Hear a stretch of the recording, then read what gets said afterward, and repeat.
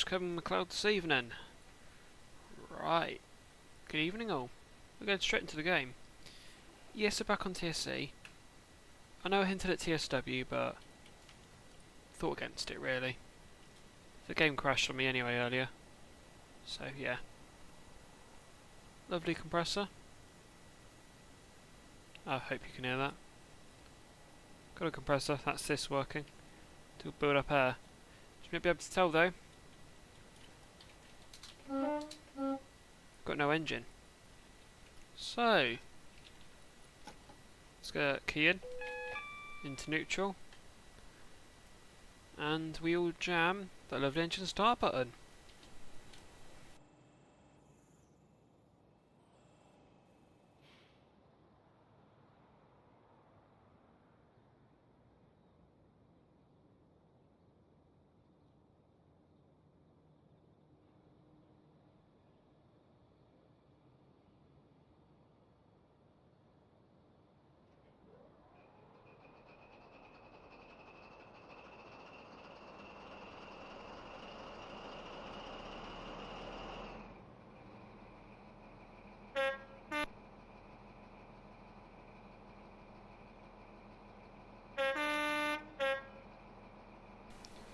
Oh, very nice.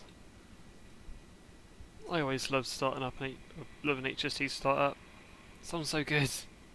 So, train supply in the back cab. 43046. Now, even though it says here 43055, don't be fooled. We're driving 43059. So, at any rate, let's get it set up for the empty into painting. Let's go 5 Zulu 43, nothing special. They need that shunt signal down there. Which so happens to be... oh, no number. I'm going to go with 003 because the starting code at painting is 004. Or will be code 004. Oh, for God's sake, that was loud. Error, on the opening at least. Let's actually have a look what the starting code would be. I've already registered. Now I'm not deregistering to re-register. There's absolutely no point. What would starting code be though? There's Papa November 1-2 signal, so... oh, yeah, Papa November 1-2, so 012. However, done all checks we need to. Go straight into painting. Might as well actually check our points. That might actually be quite clever to do. You know. Most means we get a clear shunt. So it's 10 at the sidings. Effectively 15 actually. They're going to run downhill coming out the sidings, so you don't want too much power. Too much power and we'll fly past 15 and into 20. The game does it to 10 mile per hour of the points though. But no. Pretty much you're 15 in and out of sidings. You're only 10 if you're crossing over. So could slow down to 10 now at the shunt signal, but I'm not going to. I'm going to keep it at 15.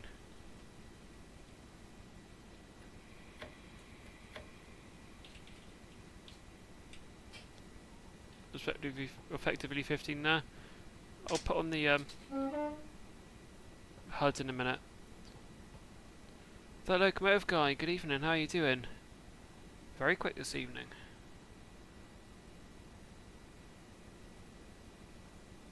It's already been 5 minutes. What the hell? Does not feel like it's been 5 minutes. But yeah, I'm doing fine, cheers, that locomotive guy.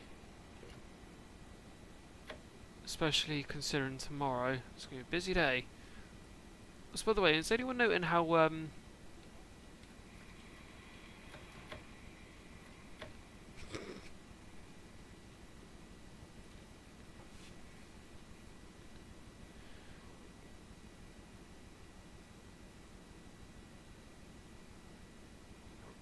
the reflection is floating?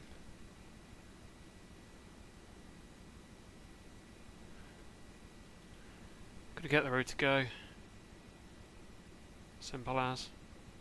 We'll stop, unlock the doors, get the 2 on the buzz, and go. Yeah, shadows aren't meant to work that way. It's completely ignored this part.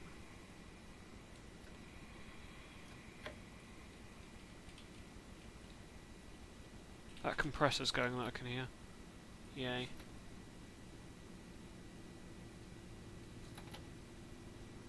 It's gonna sound nasty. Powering up now.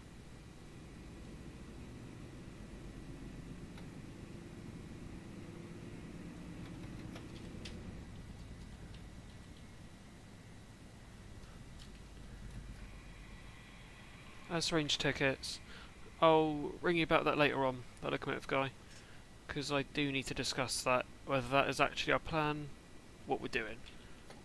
That will need to be discussed. We'll do that later. Because I'm live now, so can't really do it now. God, I haven't even set my radio. Open doors again.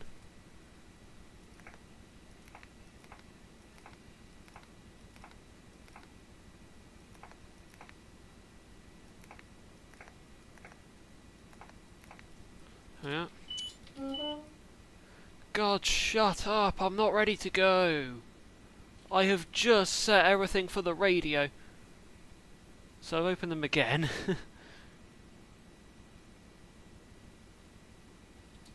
Come on, radio. I literally don't know all day. Register already. My God's given me the 2 to go. Like 3 times. It's perfect on the mark. Isn't even really my mark. Right, I'm now good to go when I get the 2 on the buzzer. There we are.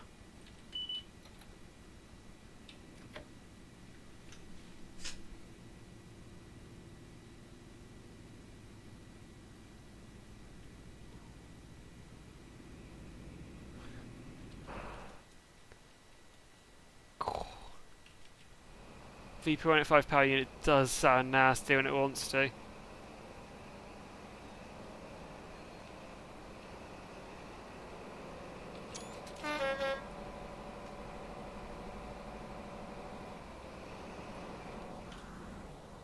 Just go up here. Get a shot of it out.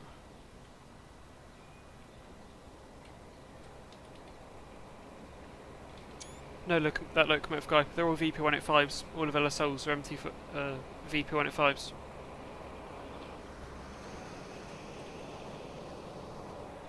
Because they're all XCMR. So they're all VP185s. All the GWRs are MTUs.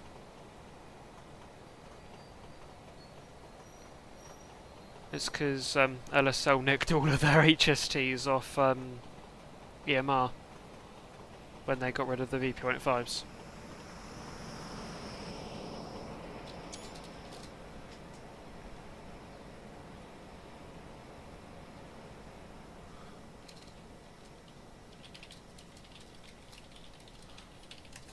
Headlights, already set them.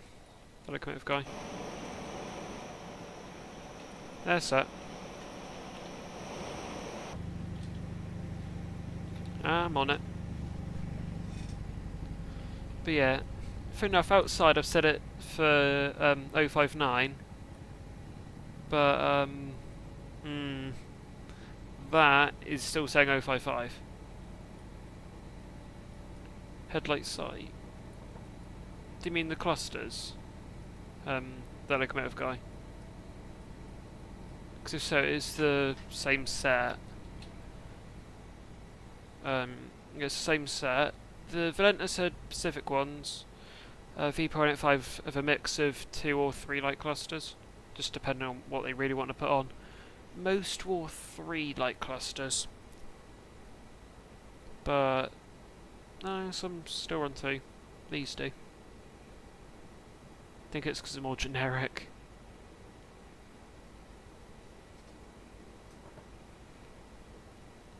So, we're going to be straight through now, pretty much all the way to Taunton. Be a good chance to get this HST running a little bit, won't it? So, we're pretty much just doing it. Actually, no, we'll stop at Newton. Stop at Newton, Exeter, Taunton, Reading, London.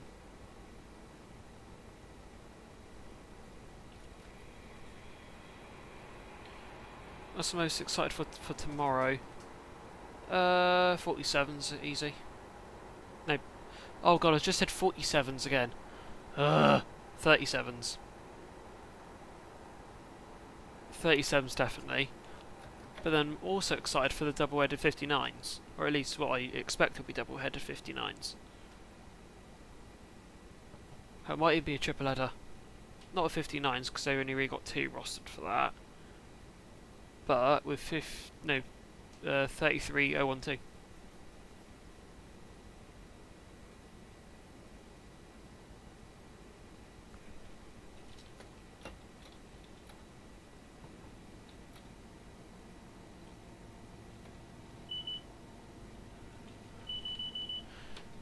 Sent a whole bunch of guard buzzes, partly to annoy the not the driver, the guard.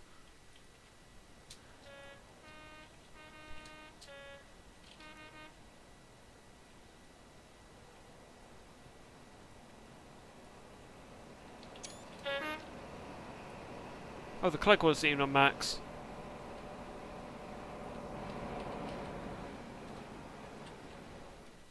I kind of got a VP185 for a reason, game. They are claggy.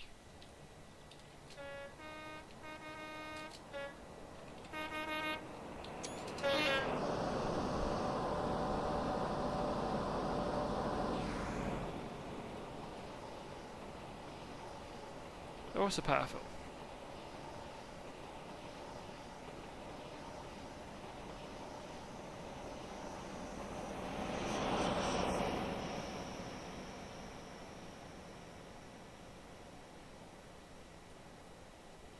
They also sound good.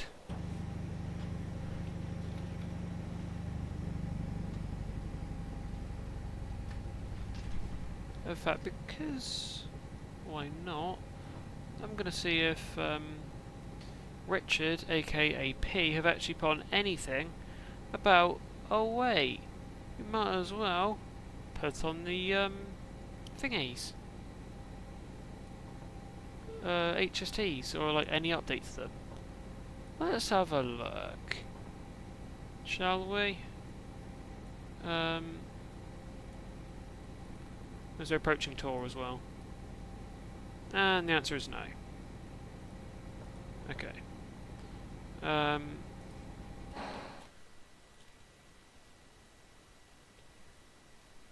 Yeah, locomotive guy. Oh, wait till after the stream, just so it doesn't sort of disrupt.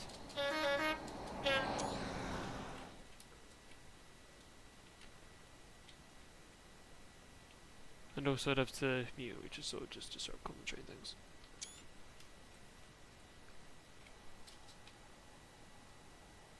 Come on, game.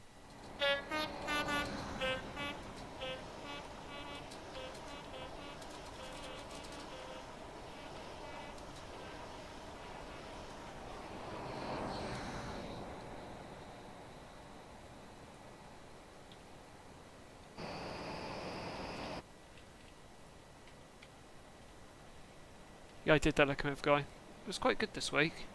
Back with 062.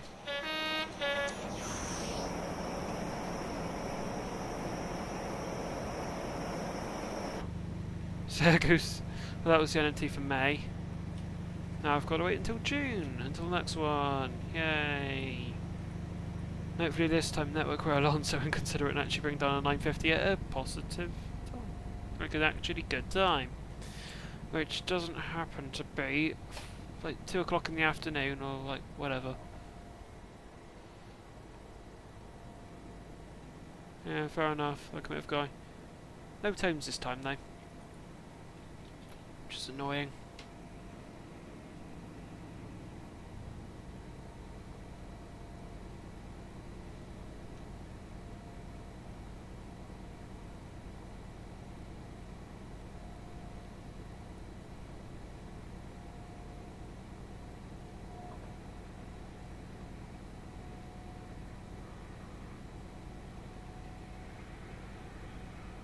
Put 062 and 274. But yeah, funny thing with 013 actually, it isn't out. I reckon it's gone back into the back of Derby again. Now there is a very, very good reason why it's done that. I'll tell it to you guys now. So 013, when it went for testing up on the Heathrow branch, using ERTMS, that went and blew up effectively on the loco, rendering the ERTMS completely utterly worthless. Like, it would not run ERTMS. It completely broke. And so that's why they didn't want to bring back 062 and 014. But now 062's back. But 014 isn't out anyway, but 013 has gone back out. That makes me think that they found a fix with 062. And now they're going to take 013 back in, fix it to the same version as in 062, then test it on that.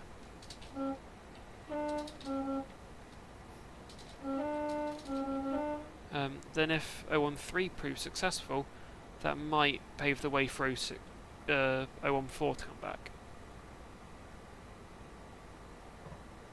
I've not had any status updates on 014 for a while though, so it could be that 014 comes back soon. But, you know. I was mostly talking about network rail power cars, that locomotive guy, and how 013 does not seem to actually be out. It seems to have gone back into sheds. Presumably for a bit of work.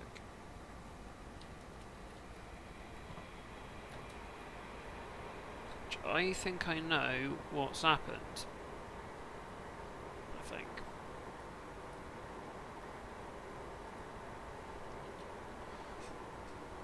I reckon it's gone back in for maintenance.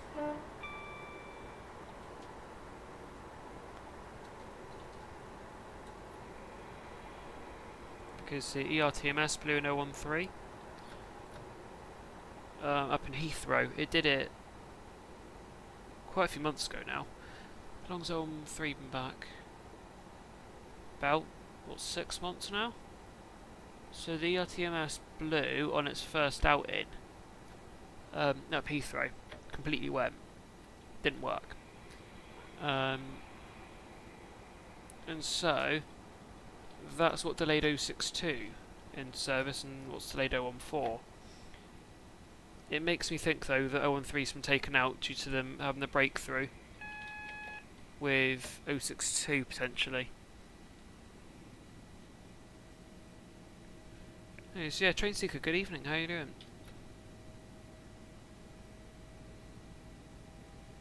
But yeah, it's quite intriguing that 062's back and 013's out. And Sam, good evening, how are you doing? Everyone's here now. Everyone's just turning up. But, how you doing, Sam?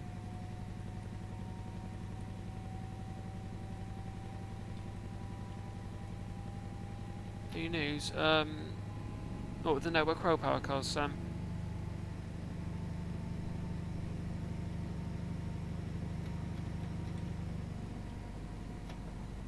I might have some intel on network rail power cars. Bear in mind, this is literally just some random stuff that I'm speculating, but there is basis to it. And there's a fly in my room. Why? But yeah. So, FYI, Sam, 062. Obviously, 013 was the first network rail power to come. First network rail power car to come back after the ERTMS was fitted, but it blew up on its first outing up to Heathrow. Just completely went, cut out, had to be isolated. It had effectively gone, which rendered it inoperable.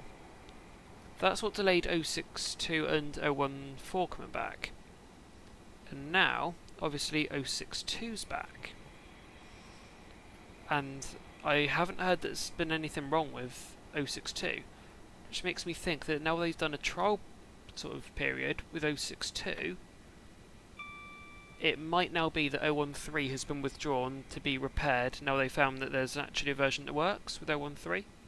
No, with 062 I mean. Which now means, because if they can get 013 to work, that could speed up the process of getting 014 back to mainline. That's just my speculation, Sam. Don't take that for gospel, of course. But that's what I think's happening.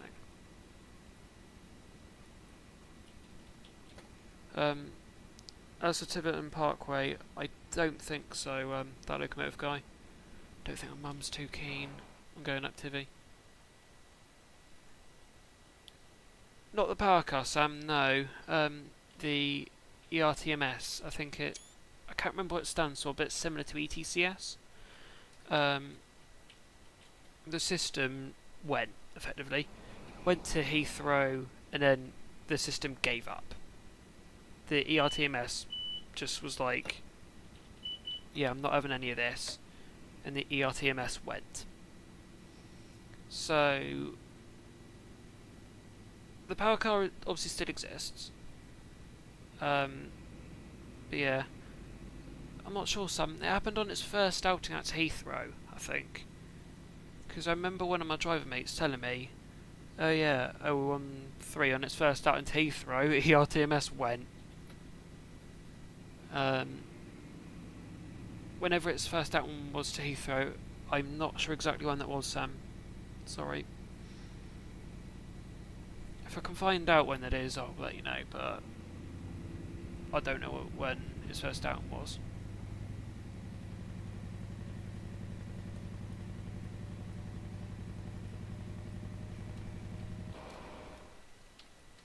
I think it was coming off Paddington, Sam. It wasn't any time recently, though.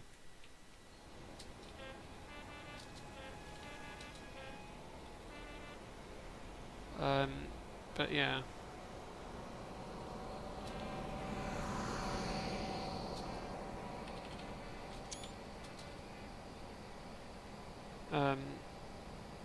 Yeah, it was, I think, about 5-6 months ago, Sam. I think. Yeah, obviously 013 could still run. You just had to isolate the ERTMS and just run on like areas where you don't need ERTMS to run. Just good fun. So I'm going to go see the tours. I don't know, that locomotive guy. I was going to discuss that with you and Train Seeker later, just like where we're going for all of these. Because I can't go thingy. I can't go Tivy. So it might literally just be like around Exeter, around Newton, Payton and all that. I have no idea. I have absolutely no idea at the moment. And I can't go Tivy, that locomotive guy, because my mum's not keen on it at all.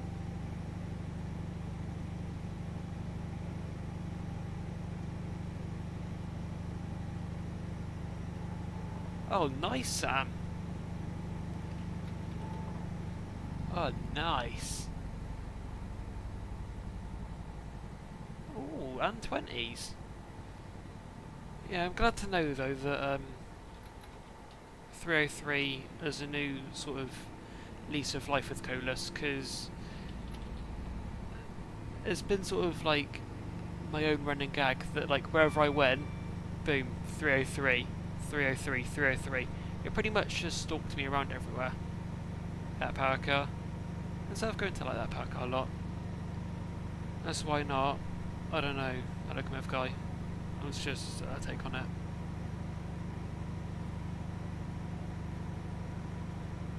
Anyways, the HUD's finally up as we head along to the wall section nearly, and towards Teignmouth.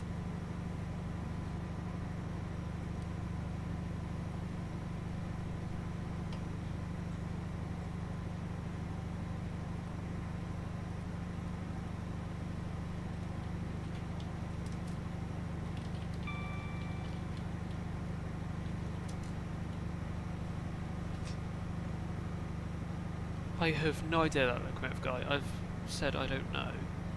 I genuinely don't know where I'm going to see them. That's why I'm planning to get Rangers. So I actually plan to get a Ranger ticket. So I have a bit of freedom of where I can go. 70s as well, Sam. Now 70 is a good loco. I do love a good plug. Plugs are like the thrashiest modern diesels though. I do love a plug.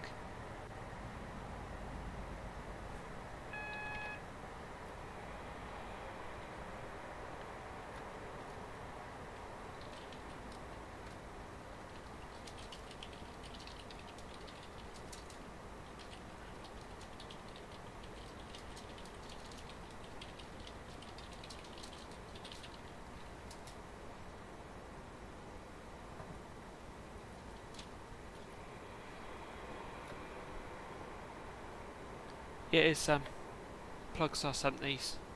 Because if you look at the front of a plug, you've got the two headlight clusters, which are like the bottom two pins of a plug, and then you've got like the top light, which sort of indicates like the top of a plug. UK standard 3-pin plug. Oh, I do love it. 156 Andrew, good evening. How are you doing?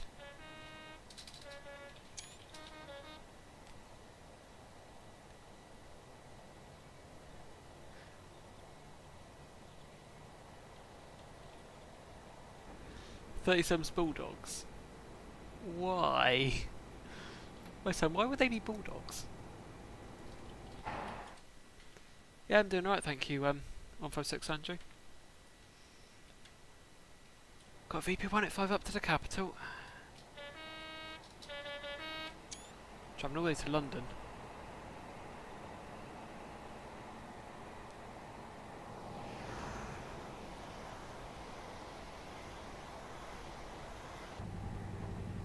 Alrighty, nice to know, Andrew.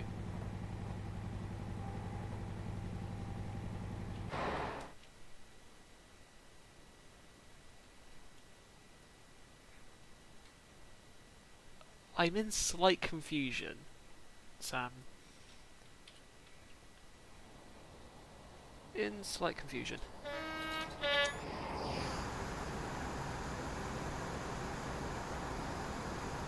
Interstar Tigers.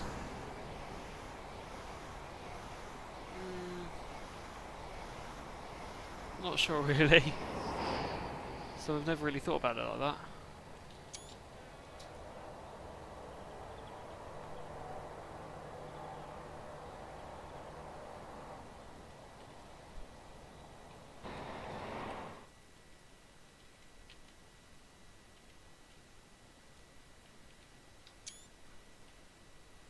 The Express Line, good evening, how are you doing?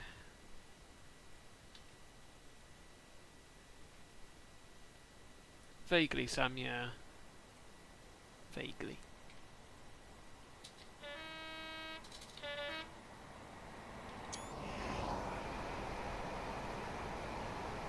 And the screenshot lag again.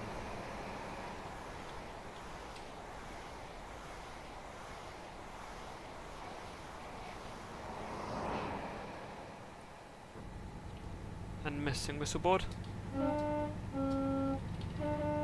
There's meant to be a whistleboard there, I promise you.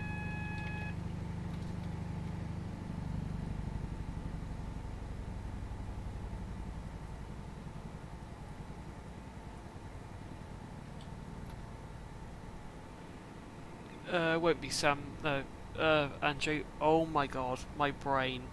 No, it won't be Andrew. We'll head up via the Birkenhants. Sort of up via No, not Bristol. Westbury and Newbury and places. Although we could go up via Bristol, and then so you could sort of go up here up to Bristol, then go down into Westbury, then go Westbury bypass, and up Newbury way actually. Yeah, no, we'll do that.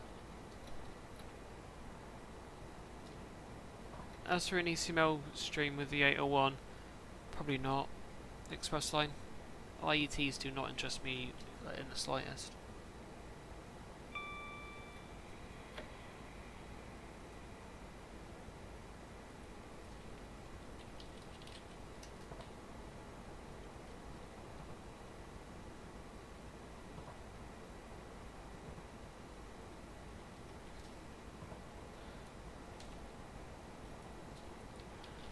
Right.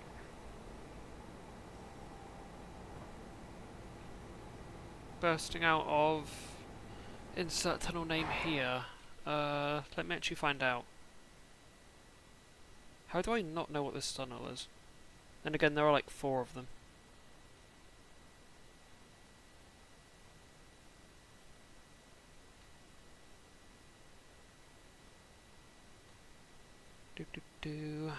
Insert tunnel name here is... so happens to be... Canaway Tunnel! Yay! Only took like forever. So this is Canaway Tunnel. They're going to be flying out of. Onto the infamous Dawlish Seawolf section.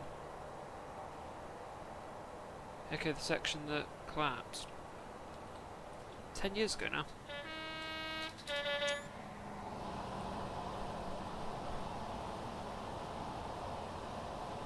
Oh, come on, game.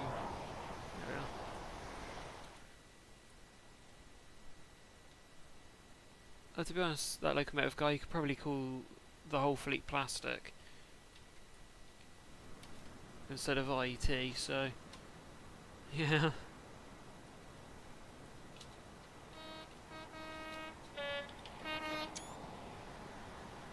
It's not a bad screenshot actually.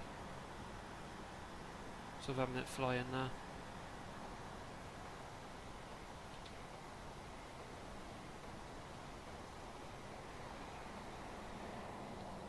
I need to note that the game's blaring the magnet at me. I know exactly why. So I'll immediately go up and... boop. Easy. We now aren't going to get checked down.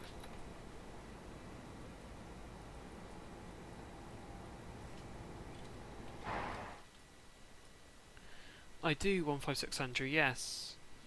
I was actually trying to look at that earlier to see what the flying banana was today, but I was a little bit behind. But while we're in Dawlish, we might as well take note of this section that you can see has been reconcreted. This is a section that infamously collapsed back in 2014. I can't remember what storm it was, however, well, quite an event it was. Waves completely dissolved the wall. It was pretty much the same as this wall here, I believe. But it completely collapsed entirely into the sea. These rails were just hanging. They were just hanging midair. The ballast was gone. And as part of their renewal plan, I think for this bit, at least to get the main line opened, because the rails were quite hard to take away, and they didn't want to even try that because, well, the sea could very easily just, you know, take it all away again. What they did was they actually just cut the rail. So about here. They cut the rail along here and also over the other side. And I think the existing rail, well, so the old rail, is still into here somewhere, I think. Quite an interesting fact. Amazing views. It is 156 Andrew, yeah. I've been along here quite a few times. Being rather close to here. And yeah, the views are amazing. Especially if it's in the summer. It's the best. Thomas the Train Spotter, good evening. How are you doing? As to what my favourite train is, that's a good question actually. I've not really got a favourite, if I'm honest. If I had to pick like a favourite, it'd probably be the HSTs or the 37s. Those are good locos. Yeah, Andrew, I think they might have abandoned those eventually. I think because it's not very cost effective. Although this section is becoming a bit more unsafe. Um, like I think it might have only been about like a month or two ago. Part of this collapsed in. This red brick. Wasn't too bad though. It was literally just like a little bit over here. It was mostly in the 4 foot and most of the 6 foot over here in the SAS. None of it actually really landed on the running rail. I think there was a TSR for a bit and then they opened it back up to line speed. But yeah, it's becoming more dangerous along here. Let's just say that. Especially with each storm. Just continuously battering the wall. It's not great. Put it that way. Don't get me wrong, it's scenic. But yeah, I don't know if they're doing an inner I don't know if they're doing an inner line from was it up via Meldon and things, around to Heathfield and things. Might be. Or it might come out by Beer Ralston. Don't get me wrong though, I would love to see that. Because I'd be reopening some tracks that have not been open for quite a few years. Although, I like Langston Rock for filming. But yeah. 5029 Nunny Castle and 35028. Good locos, that locomotive guy. Especially Clan 9. Do love good merchant navy.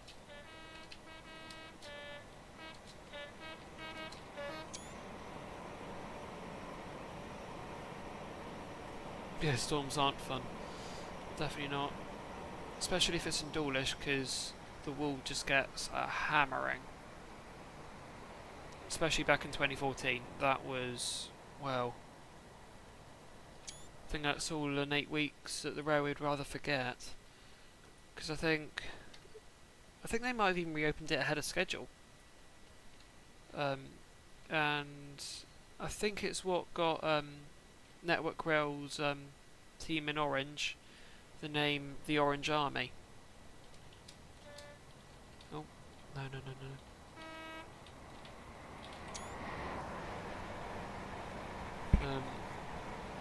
Actually, completely shot off into neutral then. Oh, into off. Yep, don't want to do that.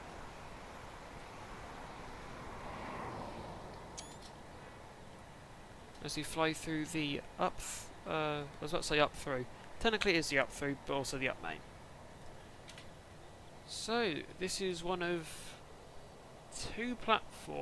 two stations, I think, in Devon, that are technically loops in their own way. The other main one really is Totnes, where you've technically got 2 roads where you can store like freights as well, with the 2 throughs, with the platforms being on the loop lines. Yeah, mostly it's just like patent bound services, so patent bound locals being looped by sort of express services down to like Plymouth, Penzance and all that. Good to see it's loaded.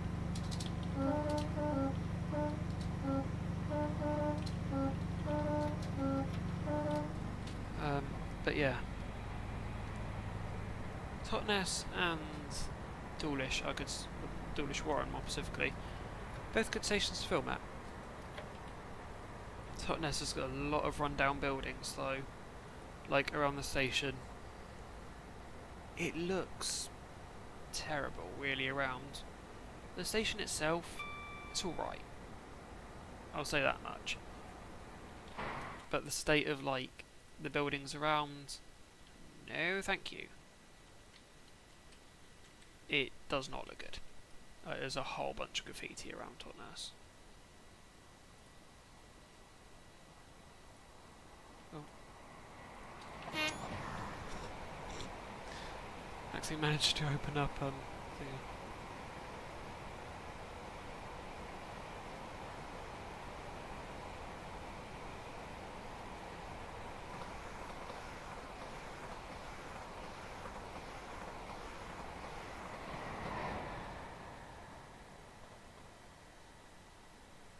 Seen the Bournemouth from the other direction. Albeit at 70 instead of 75. And no thrash.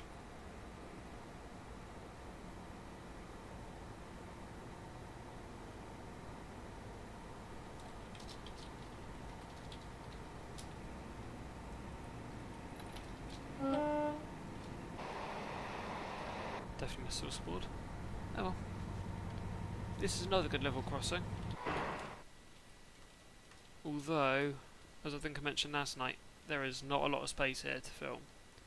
You kind of have to have your tripod a bit higher up to get over this fence. Stock looks a lot quicker in real life.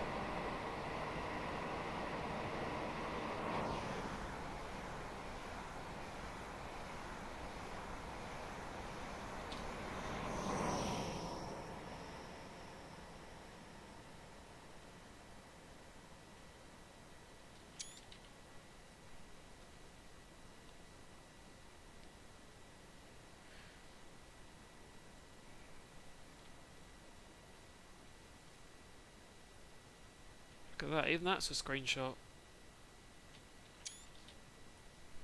Seen it go into that sort of very slight right-hander.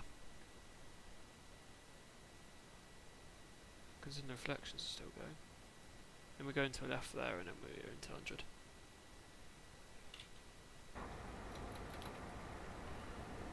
Station for 24 hours. Good question, Andrew. Honestly, because there are a lot of stations that I do want to go filming at.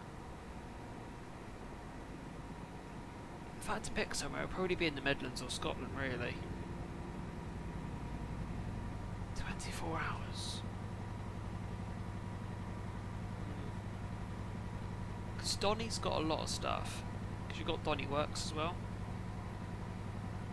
But then Stafford's got all the freight. Then Loughborough have Brushworks. Then Longport have EMD there. Up in Scotland you get the Intersem Cities. And like 170s. The 153s is active travel.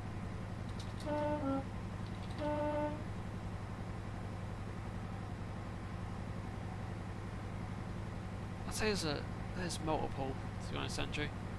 Can't really decide between them.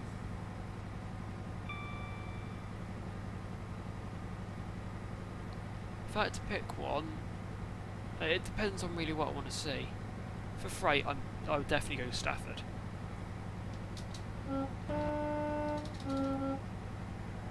Because in this sort of renowned that like most freight, if it's going up the west coast, it's going to go through Stafford. Oh,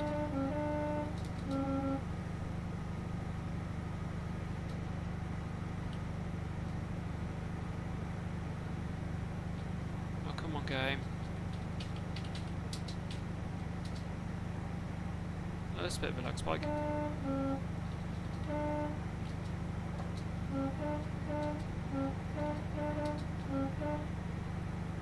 But yeah, I think the only answer I can really give you, Andrew, is just whatever I feel like filming, really. That's pretty much the only answer I can give. Because there's so many places I want to go that I just can't pick.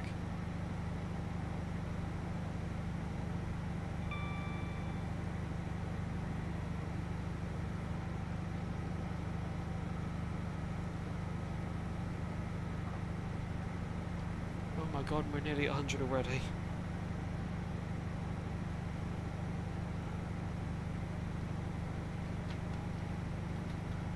Oh, as we're approaching Marsh Barton. I think it's Devon's newest station. It's an alright station. We weren't there second day of it opening. It does stink a bit though.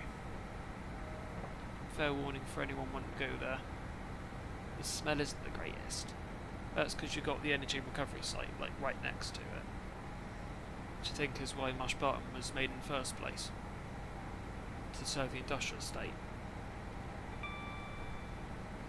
So, yeah. This is a good station though. Bar the smell. And maybe sometimes the sound from the energy recovery site. But arguably the smell's the worst though, and it's not even that bad.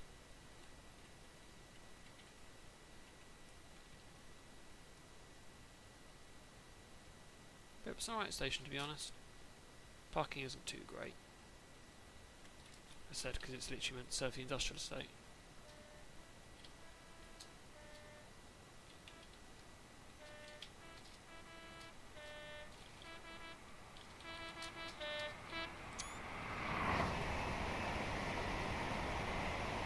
And there's the lag again.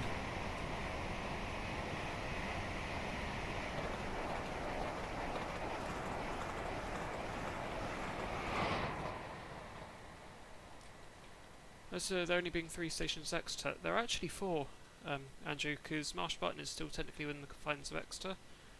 So you've got Exeter Central, St Thomas, Davids and Marsh Barton. So technically Exeter has 4 stations to its name.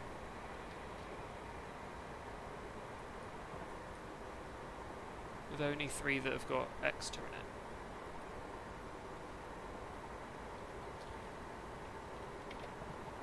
Don't know what I press AWS said. I'm not all over a magnet.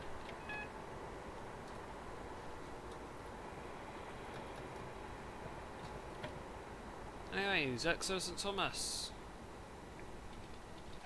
Quite a nice station actually with staggered platforms. I've not gone filming here actually. I should probably do that.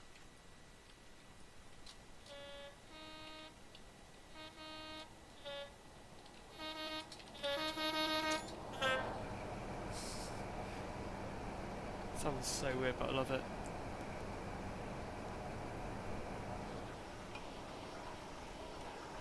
Love the sound of a good Doppler. Pushing on the sweats.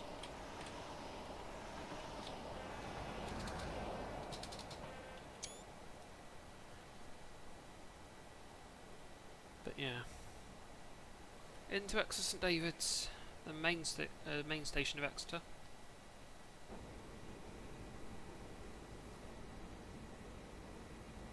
Exima HST, it is indeed, Andrew, yeah. It's a good old VP185 power unit just back there. Alright, single yellow, we're not cleared out. I was expecting that anyway. Don't really bother me. Stopping here anyway, so yeah. So when we arrive into Exeter, you'll note the depot on the left. There is a depot in the state as of current.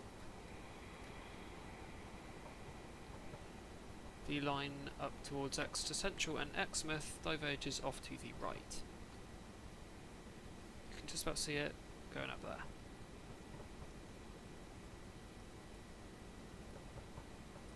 And there's a depot over there. And head shop. Putting into platform 5. Yeah, just a mix of both, Andrew, yeah.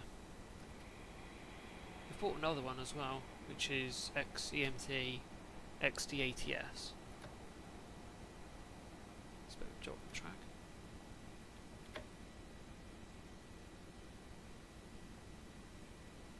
It's actually quite prototypical, really. Well, quite well in the norm. You'll usually be stopped here in the platform unless you're going through. We'll check down here, and then Exeter will give the train ready to start.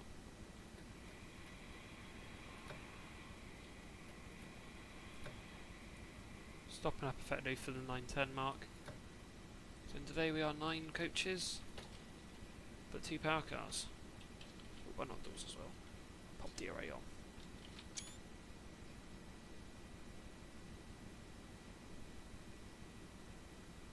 Right, the game stops lagging.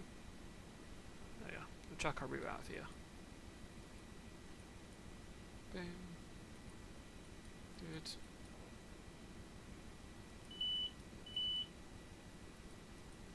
I'll respond to that buzz in a second. Indeed, it is a 2 plus 9, Andrew, yeah. Actually, let me just... Go, I'll do the doors again, please.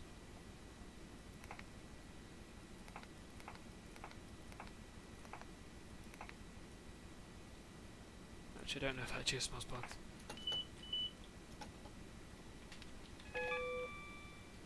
Let's restart it and hope this will work and will have deregistered me. So I think it bugs out. So it's good fun.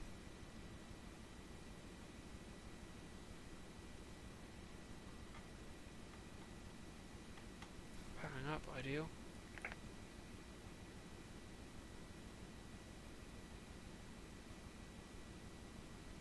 I do not want another guard buzzer.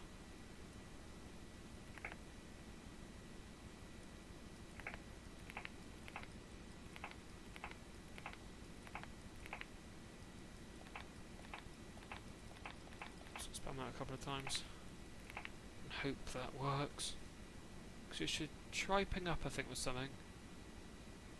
Then it won't, and it will let me deregister and then re-register. Ideally. In an ideal world.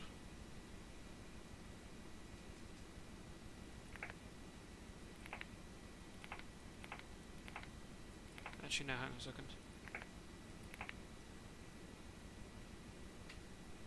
So about the time it would take to deregister.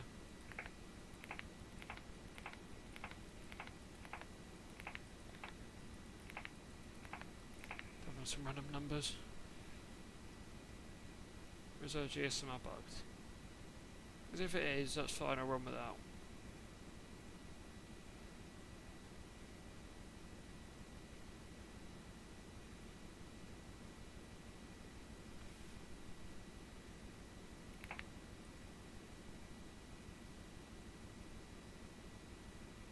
Okay, it is. That's fine. DRA off, got the road. Goody good. Now we're just waiting for the gun to do their duties again. We'll get the 2 on the buzzer, then we'll go. Don't ask me what I was singing there.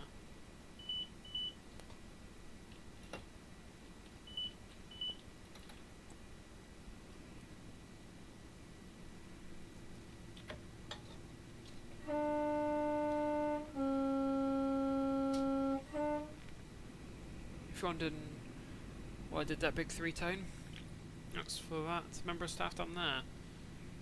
There is usually someone on the barriers here, and I'll see if I can show you why. Okay, I don't think this building's here in real life anymore. There's a little bit for passengers to walk around, even when the barriers are down. You can sit over here, so people can just walk around. That guy's job is to make sure they don't run out in front of anything. Just basically stopping them and whatnot, like as and when really. Then say if the unit's already in the platform has gone past, there's nothing else, and the barriers haven't gone up, that guy will clear people to go over. And then the barriers will finally raise.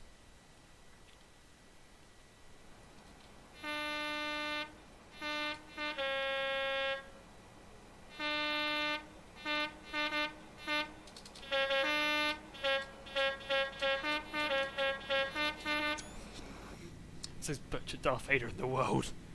Oh well. Oh well.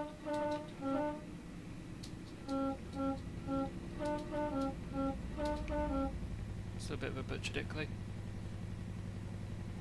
But out of Exeter, we're going to go through Taunton actually. We'll skip Taunton entirely. We'll head straight to Bristol. We'll go through Bristol as well. Pretty much now go non-stop up to Reading. We'll pass by on the up through, Westbury avoid, and then just gun into Reading. Simple as that.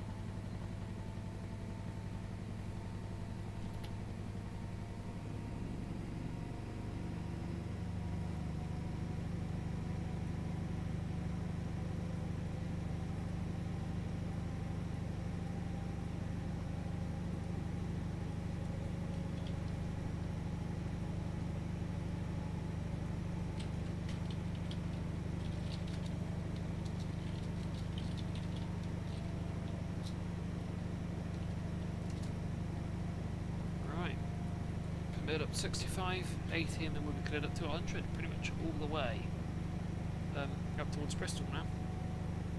Pretty much non-stop 100. Okay, it's a small 110. Most of the way, sort of like after Bridgewater and things, further up, but no, it's pretty much just 100. So the sidings we went past on the left were the ones at Exeter Riverside, and the 2/3 on our right were Exeter New Yard.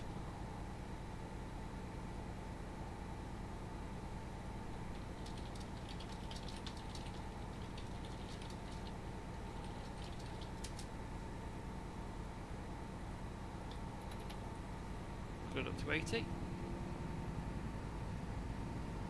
We'll pretty much leave it in full power now.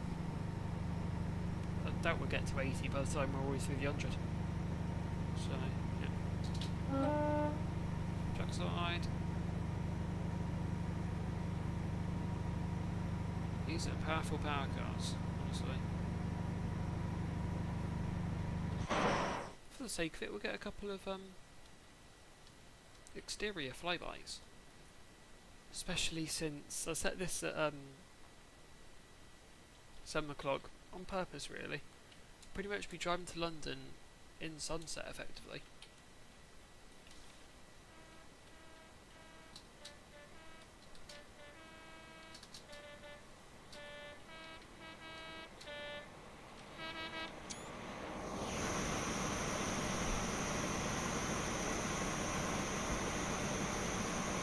Back again. So I took a screenshot. Expect a good bit of that. Massively, of course. I was about to say mildly, of course. Oh.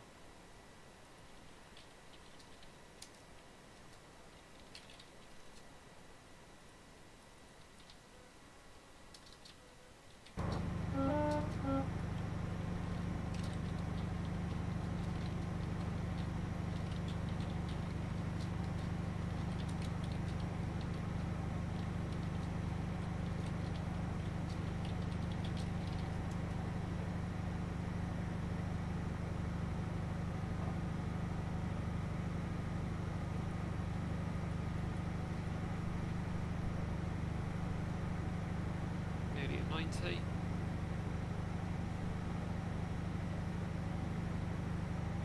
So I think it's about like 10-15 miles to Tiverton. Then, oh god, the trip to Taunton from there. I honestly wonder where it went. Because it slightly feels like it's dragging on until you suddenly see Taunton and you're like, that went quick.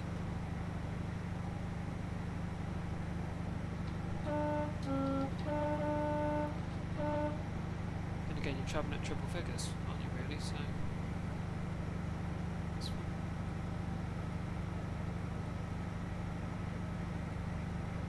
As we hit the hour mark.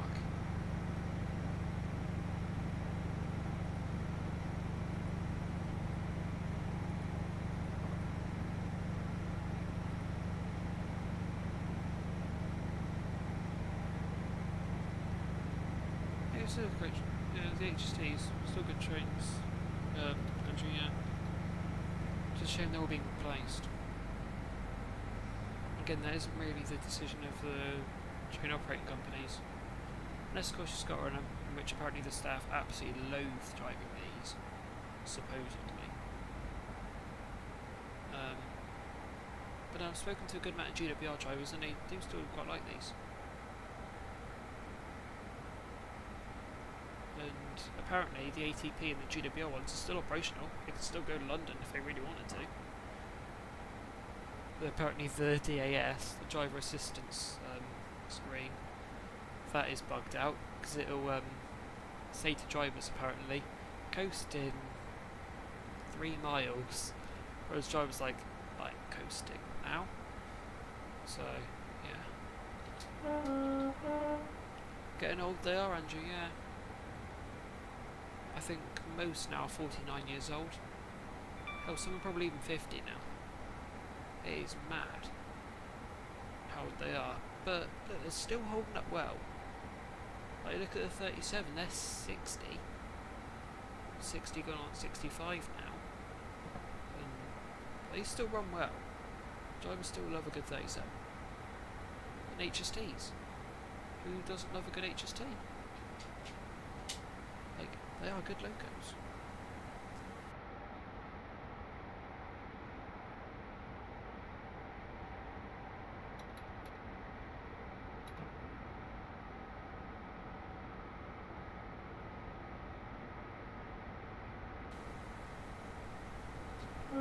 Yeah, HSTs do get old, but still miles better than the IETs. But I'm not going to open that can of worms at the moment. I'll be running about all night. And this must be Stoke Cannon. Goodbye, Stoke Cannon. Yeah, HSTs are getting old.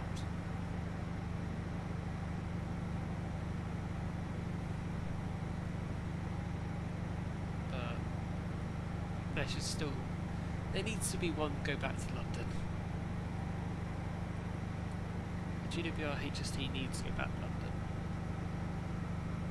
Just for the sake of it. You know. It's an HST. The Western region, I think, were the first ones to actually get the HSTs. They're going to be the penultimate region to get rid of them from normal passenger service. Last ones will be ScotRail to get rid of them. Yeah, the time for the HSTs isn't very much now. Well, we're in May now. They'll be gone in December. That'll be it for HSTs in England in normal passenger service. Of course, we still have Pullman running tours. Flying Banana, that'll be staying. Oh, Colas or Network Rail might even buy some GWRs. You never know. Similar to what they did with cross country. And fun fact, I don't think a single cross country HST was scrapped after they were completely withdrawn. I literally don't think there was one scrapped. Let's think. 5 I think went for export, including 007, 008, 184, then 304, 239. They've all gone for export, I think, then Cola Sport 5. And they are 285, 321, 357, 301 and 303.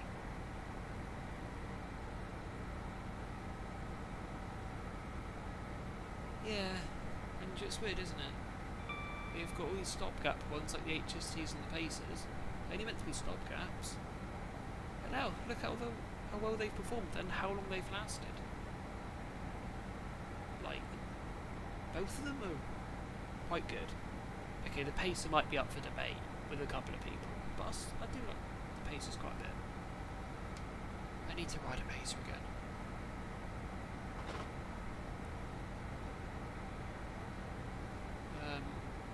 But yeah, HSTs have really stood the test of time.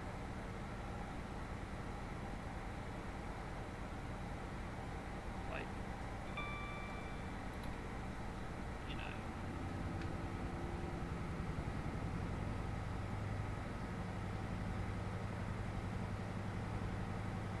Yeah, I did, Andrew. And, oh, it still does in some way. I've also been chatting to a couple of drivers, and I think on diesel, the HST hugely, like, it beats the IET on diesel above 45. The IET is only quicker to 45 on diesel, and then nothing. You will be slowly climbing. As an HST, okay, you might climb at low speed. Above 45 though, you're gone. You're out of there. Like, you ain't seen an HST again, pretty much. And of course, on diesel, the HST will be quicker to 125 because The IET doesn't even get to 125 on diesel. It's passing through Tivy Loop. Good. But yeah. The thing is, an IET on electric though will humongously outperform not an IET, an HST. Because if there's one thing really with electric power, it's that your power's constant. With diesel, however, it'll fluctuate. Sign. So this is the M5, I think, by the way. Obviously, if you want to go straight on Bristol or Taunton, or simply just get on like an HST at Tivy. We can go to Tivy, Wellington. That's probably for the Wellington crossover. Or you can go to Barnstable, or you can go back to Exeter and catch 150 up there. But yeah. Depends really, Andrew. Depends if you want to run electric all the way up there. Which I can assure you, an IET will beat it. Because its power is so much more constant and it will continue going all the way up to 125. Now if you've got the limiter off, you'll be able to whack it all the way up to 140. Then if you've got an IET on diesel doing the same route, your HST's gone. Like you could be in York and your IET might still be in Donny. It is mad how well the HSTs actually perform. And apparently, HSTs can still keep up to the timings of IETs. Apparently, which is quite surprising.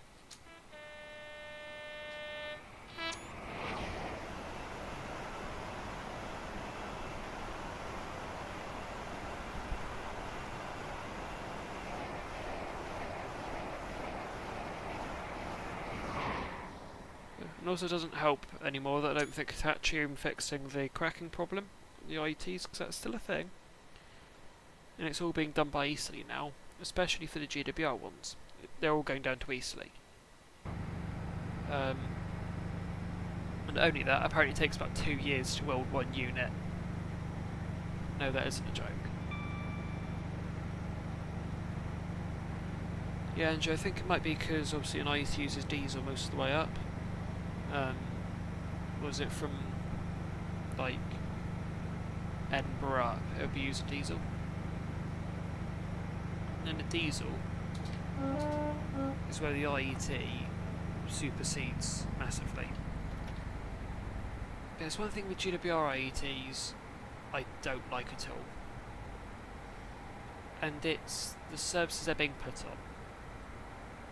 It's not uncommon for people to see Cardiff to Penzance services being 5-car IETs. Perfect. It's also not uncommon to see a 9-car doing it.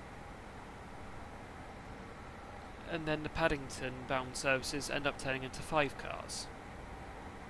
Because all the 9s are being used on Cardiff to Penzance runs. I don't think the stock's being split very well.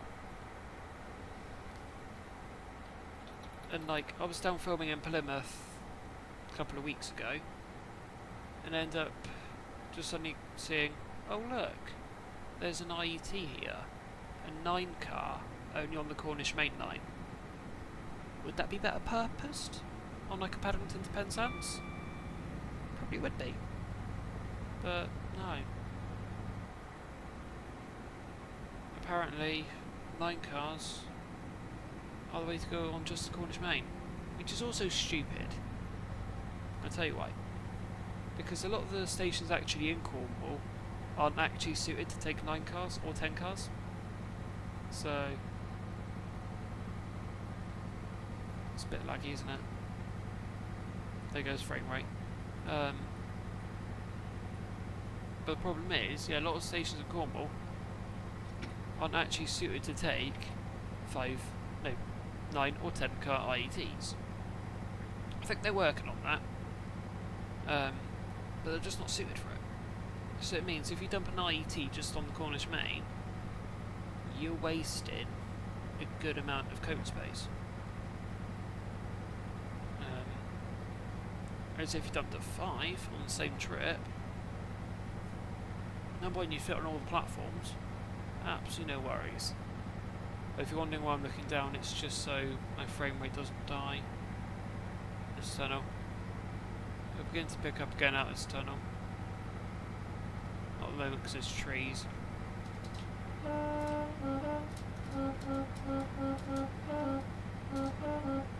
Yeah, I think they might be working on extending the platforms eventually. We've just done a huge signalling upgrade, which didn't even go the best of them then.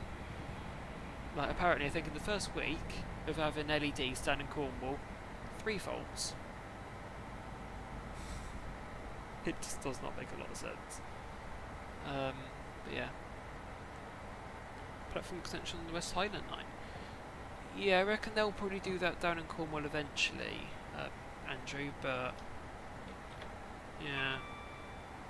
I don't think Network Rail and Cornwall are going very well at the moment, because obviously they've just torn down most of the semaphores. I say most because you've still got 6 down in Lisgard, or 6 or 7 I think. Then you also got a whole bunch still stuck down in St Earth apparently. I'll go down there eventually, and I'll see exactly what's still there. Yeah, 3 faults in the first week of LEDs. I think that might say all it needs to. About modernisation sometimes.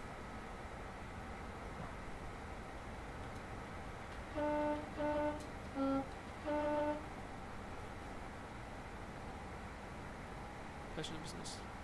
Oh, nice, Andrew. West Highlands do look quite nice, if I'm honest. I'll have to explore Scotland one day.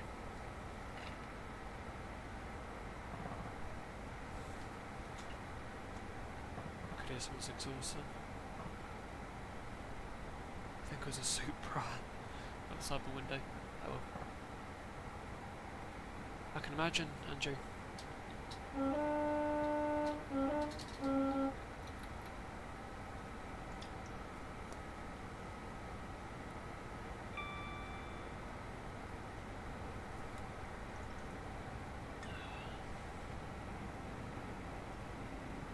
But yeah, I can say is Cornwall isn't in the best state at the moment. I think they've started to pick up now on all the signalling faults and they're running alright. But so the LEDs down there don't even look appealing, if I'm honest. They look pretty dull.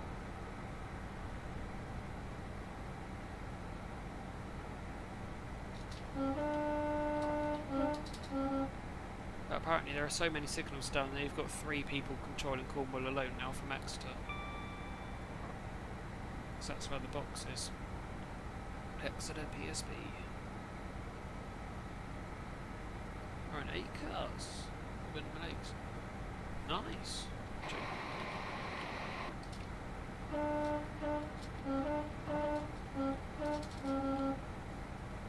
You know I said that journey from Tivy up to Taunton won't take very long at all. There we are. There is Taunton. It does not go like that slowly. Let's actually just check the points. I'll decide to go to Bristol. Is Amy sat? No, but yes. I'm gonna save in a second as well, because there is quite a horrible points bug I found up here once. But yeah.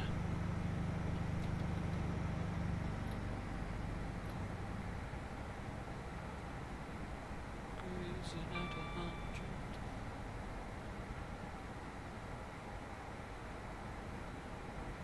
No cruising at 102, but yeah.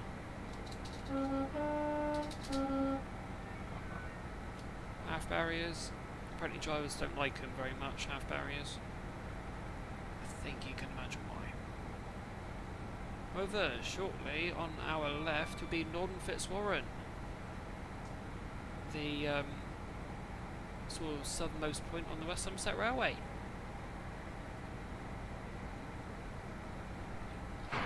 It's easier. Aha, it is. There's meant to be a platform here, I think. But you can join the main line here. Join the main line there. That's modelled in TSW. Also pretty much got this huge triangle. It's quite nice. And then if you go up there, like a decent way, you get to Bishop's Lyddard, which is where Braunton has gone today in preparation for its mainline tour tomorrow. So what will happen is the consist will sit down there. 47 will be taken off. That will go up to Bishop's, I think, and Braunton will come down, couple up, and then take the tour to Kingswear. But yeah, it is mostly a danger thing. Samia, Andrew. Oh my god, I'm so sorry. Oh, for God's sake. It is Andrew. Yeah, just dangerous. For the most part. Just going to save now, because we'll still have about a mile to break. The fault is still here.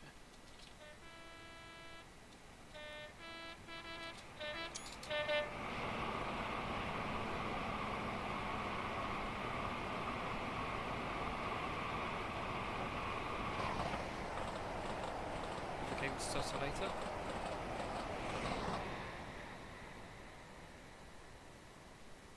Hundred all the way through Taunton. Hopefully. Racing HST here. Oh, bit laggy. Welcome to Fairwater Yard. We have some JJA auto ballisters. Network rail branded.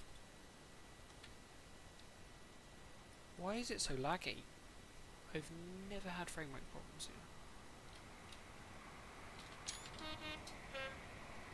here. Yeah, this yard is usually bustling with a whole bunch of network rail stuff.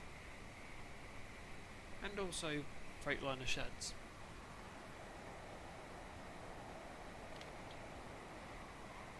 But find out if this bug is still here.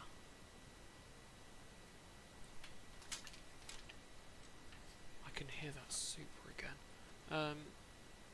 This is a set of points I'm worried about. Because if these bug, it'll slam me straight over the points here. And that will lead to going over 25 mph points at sometimes 98 miles per hour. Or even 100. Hey, hello Tug. Good to see you, Tug. I need to see one of those eventually. So platform 4, let's go all the way up the end of platform 4. The problem is with the points bug, it will do it last minute. Literally the last second. Oh. And it hasn't done it. Ideal.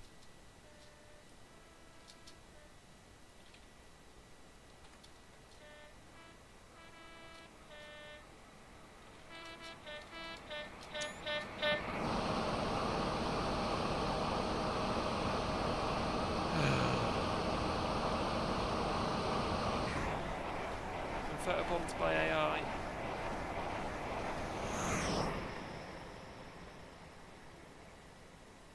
Yeah, good old Tux. I do like a 60. Just a shame the last one to run down into Devon failed. And funnily enough, it was a DCR tug. With DCR, like, it's meant to stand for Devon and Cornwall Rail. When was the last time they ran into Cornwall then? Ages ago.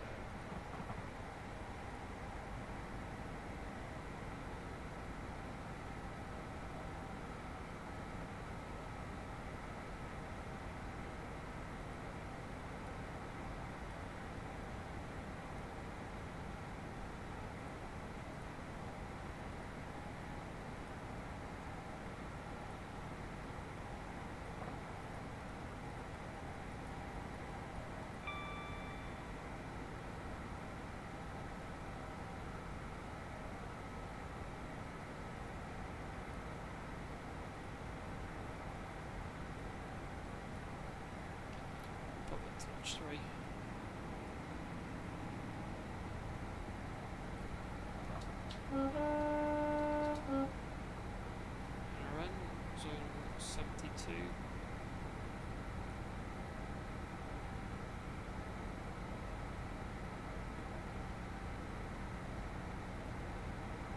I do love a good HT. I've been in there, the engine room. Basically in air compartment before you get into the engine room. I've been in there, it's good. It's quite good. All HSTs are really. Anyways, the junction we are approaching is Cogload Junction. There's a nest I've gone past it already and I just really have not been paying attention. I think I see a bridge. Potentially.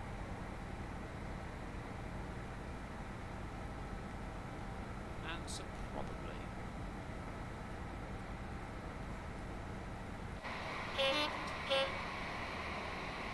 Okay, I haven't gone over the bridge yet.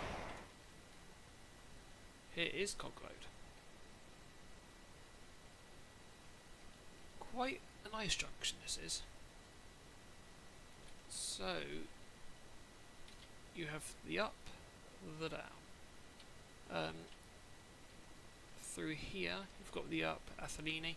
That's if you had an up via Westbury, Pewsey, all of those places up towards Reading, or up to Bristol via Westbury. Or you can take up here, which is where we're going. That will take you up towards Bristol. Next stop, Bridgewater. It's quite nice. If you're diverging to go up via Westbury and things, it's 90. If you're going straight on, stay 100. You might notice you've got one up, but you've got no back off Bristol. That's because this is the back, going over the up and down Athelney, or it might be Athelini, I've no idea. Yeah, if you're going back off Bristol, you go up over here, and you descend down and join the down lane. It's quite nice. I think this is still 100mph running. But if you are running that curve, you're down at 90 for that curve. You'll seem to have a crossover as well. Presume if on the very, very off chance you come off Westbury, you want to go up Bristol, but you actually can't be bothered to go via Tomington.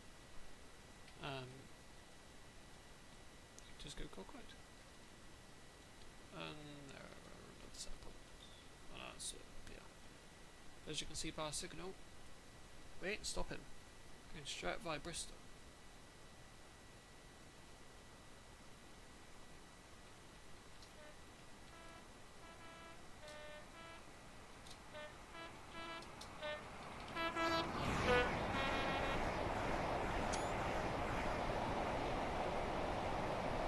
The lag again. Why does it lag?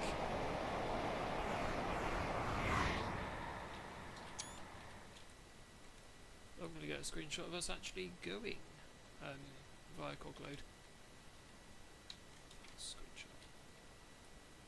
If you're diverging onto the up Athelney, actually get quite a nice screenshot. It's a random curve. You still get a good screenshot of this.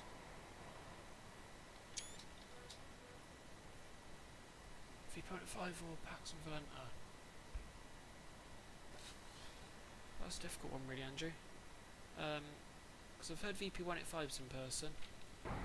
I've never really heard of Paxman in person. I've heard it on videos. And, oh my god. That is a good engine. I'm going to have to go the original Valentas. You just can't beat them.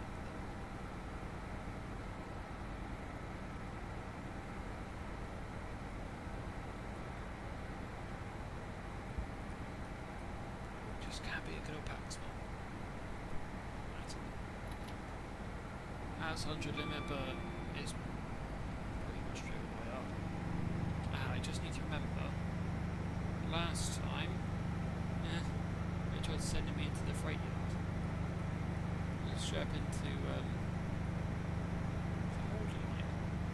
Thank God it didn't send me into the flask loading line.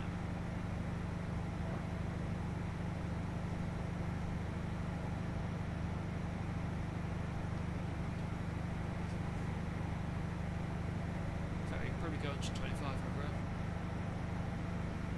We're now in Somerset, however. We've been in Somerset since Wapping Tunnel. Now Somerset, as you can see, is very flat. There are pretty much no grades at all. This is extremely prone to flooding. Like, I've seen Somerset completely shut. Like, you couldn't even get to Taunton, I don't think. That's Somerset Exeter, because, like, around here, you're about this high in water. Oh, sometimes it was even into the 4 foot here. All over the 6 foot, you could only really see the running rails. That's how bad Somerset floods. And that is purely because of the Somerset flats here. I said, I've got no gradient to this. This is completely and utterly flat. If you get heavy rainfall, all of this is going to fill up with water. Especially when the soil gets far too saturated and it just can't hold any more water.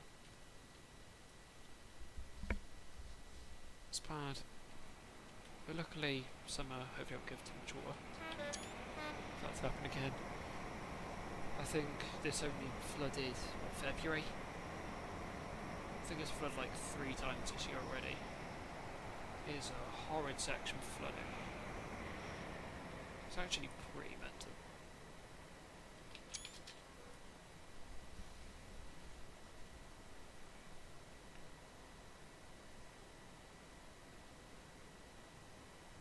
Luckily Devon is quite hilly.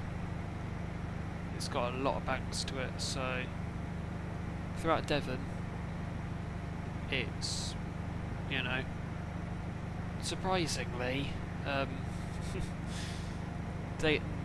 Rattery Bank constantly floods. Don't ask me how, it's a really sharp gradient. I thought, oh, the runner's going to run off.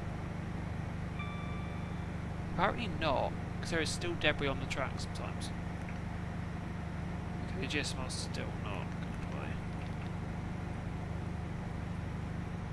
No, it will for a standing at signal. That's it.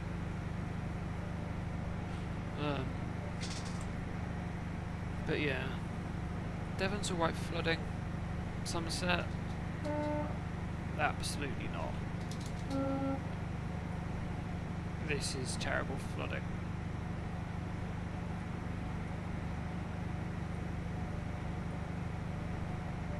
That said, hopefully the summer isn't going to produce too much rainfall that it's just going to completely devastate Somerset. And again, it's summer, so you'd kind of be hoping not.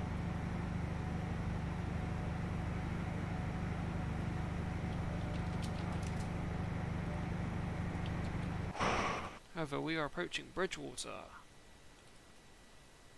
which is a place I've been spotting before, partly to see the flasks, and then I realised, oh wait, the flasks aren't running today.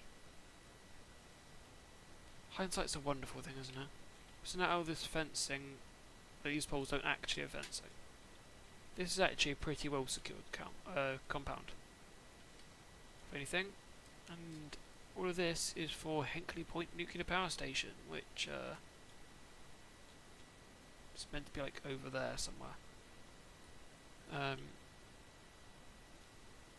And yeah, I so happened to then go to Bristol on a day that the flasks were running, but I couldn't see them because I was to get back. So I ended up passing them as they were shutting onto the main line.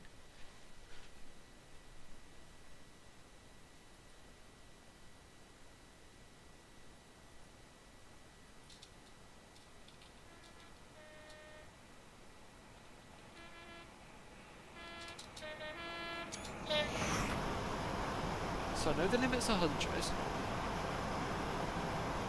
but let's just say plus 20. This way.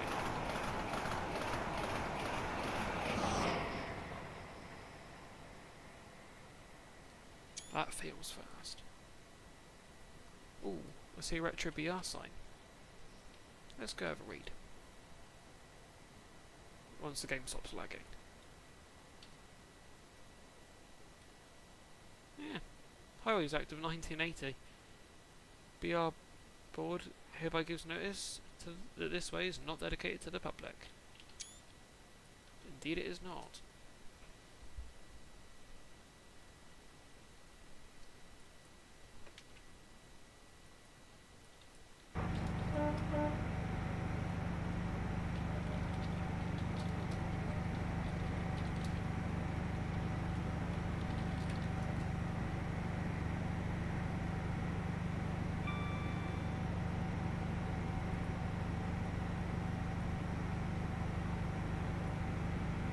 Bridgewater Junction.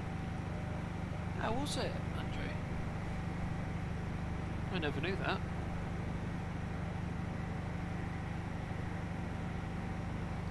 I did not know that at all. Good to know. I'll have to have a look at that later. Because I never knew the Somerset and Dorset Railway actually existed. I know of the West Somerset Railway and the East Somerset Railway. That's about it. Oh god, and it's 110 mile per hour still. And I'm flooring at 126.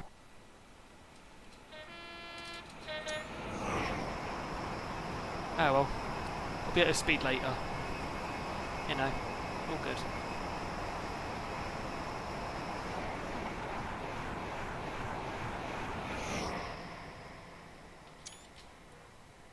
That feels 100. At least 100.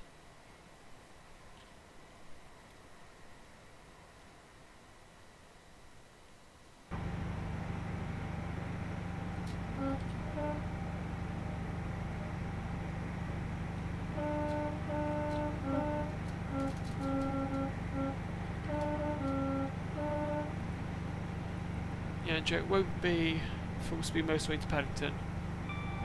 Unfortunately, because we're going to have to go down via Bath, Trowbridge, Melksham, I think, or some place like that, down towards Westbury. It's going to be a slow jaunt, sort of until we get to Westbury. And once we're past Westbury, I think past Fairwood Junction, we'll just lurch it all the way to Reading. And once we're at Reading, once we've sort of navigated Reading, that's when we completely open the taps on this thing and we let this thing run to 130. Yeah, should we actually see if we can get 140 on that section? I reckon we should.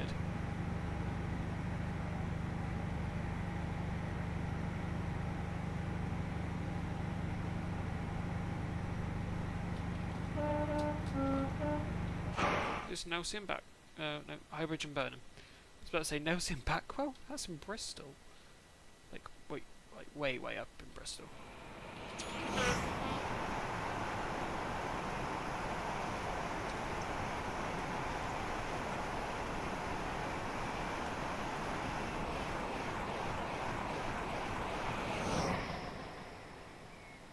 That feels fast. 110. Try open a can of Pepsi and hopefully manage to open it with one hand for once without it going everywhere.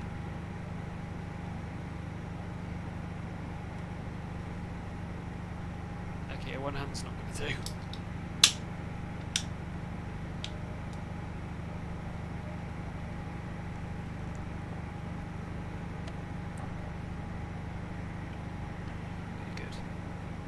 Now going 21 over the limit. We're still on the rails, which, you know, I'll take that. Better to be on than off the rails. I thought Mr. was aboard them, but no, it's just the signal telephone. This must be mad to see though.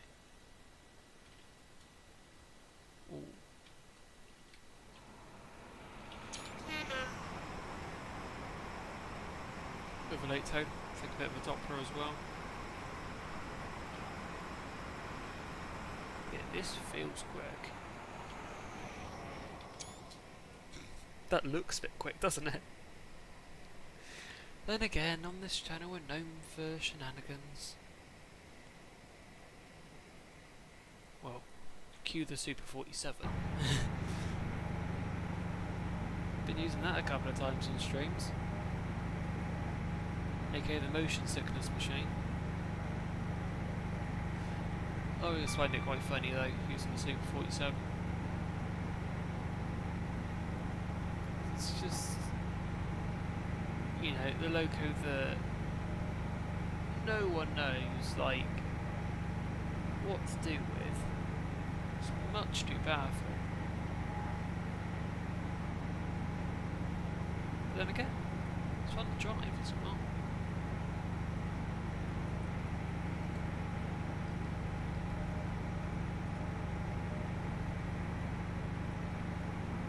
Sergeant say what? No squad again. No, small team, isn't it?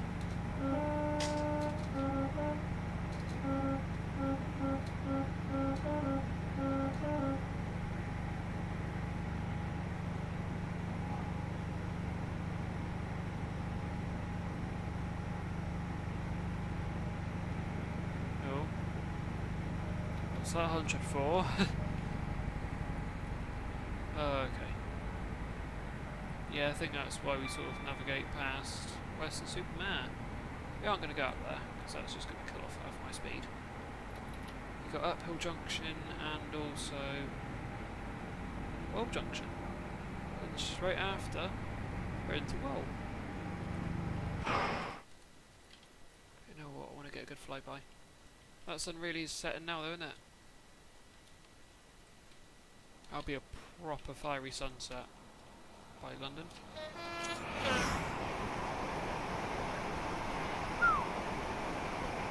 Taken straight into a Doppler. That sounded good.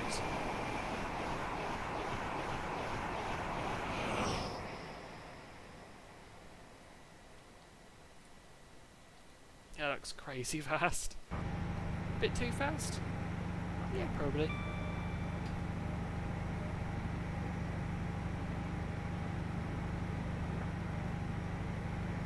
So, up to the left there, that will take you up to Western Supermare.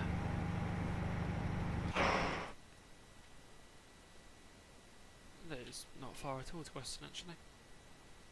Welcome to Western Supermare. I've been here a couple of times. It's got good, actually. London to Western services from here. That's good. But if you fly up, you can just about see the Pullman, just up there, from Western.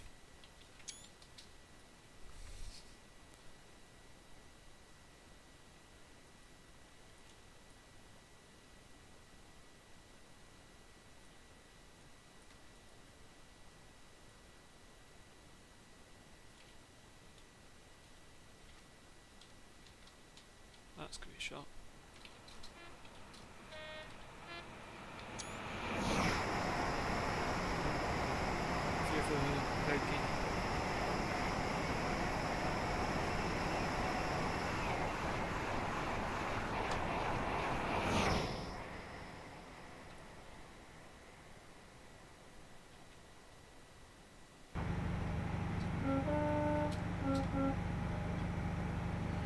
Approaching Well Junction, aka the other side of Western, and then Well.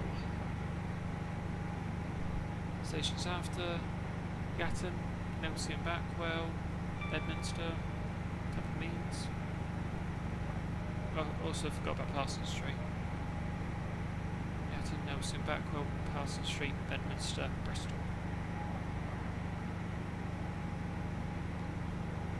Fly past one of, well, pretty much be going past both entrances to St Philip's Marsh.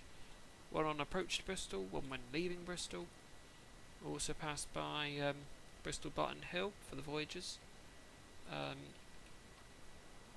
then past Bristol East Depot.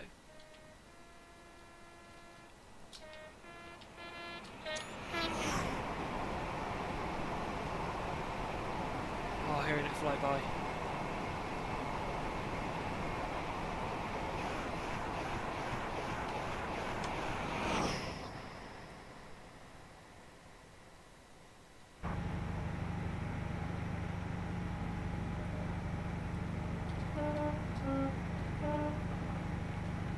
Still holding up 131.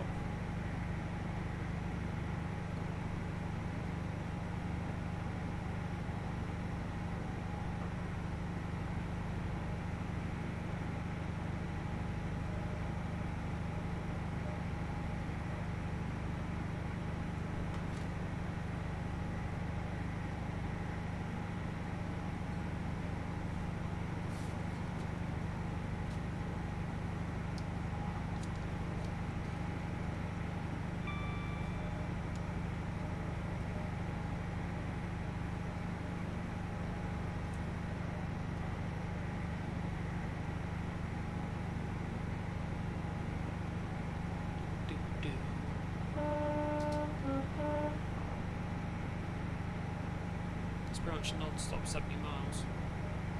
To be fair though, it's better doing it this way, because otherwise it's a long, tedious run back from Taunton, no stations to Castle Carey, just quite a lodge gap, then you've got quite a lodge gap again, to Fring, to Westbury, all stations up towards Pewsey, Newbury, Reading. It's not a whole bunch to see. Especially between here, between Taunton and Westbury at least, there's not a lot to see. Scenery picks up from there really. So it's just pretty much, avoiding the boring, effectively. Although here is Yatton.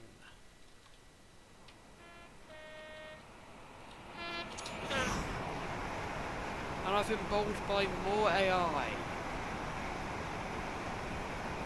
I so hope that doesn't happen tomorrow when I'm filming. Because I've got some units I want to get really good shots of. 3 tours as well. 37's got binned off last year.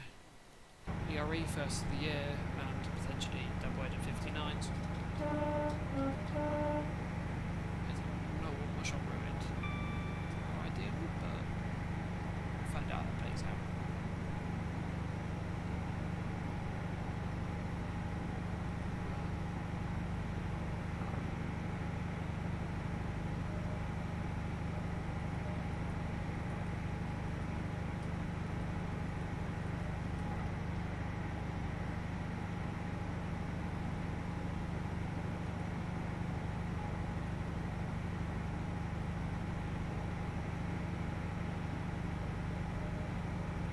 I think partly taking this at 131 is obviously a very good idea. So it cuts out most of the journey time. There's Nelson Backwell, Castle Street, Bedminster, Bristol. Then we'll go up and around past Kingston Road, third pass from Phillips Marsh, Bristol East Depot, all the way down here towards Kingsham. Oldfield Park to Bath, go down here, pass through Freshford, Avon Cliff, tiny platform that is, Bradford on Avon, Trowbridge, we'll take the long run down towards Westbury, diverting here, to Westbury Dublin Junction. Join on Hayward, and then throw all the way up along here, all along here, all along here, and then nothing.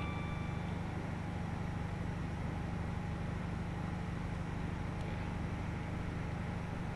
The capital is lightly in sight, not very many years.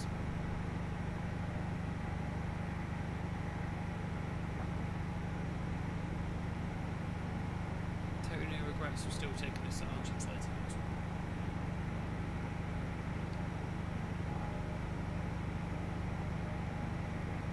Which will turn on the TSC.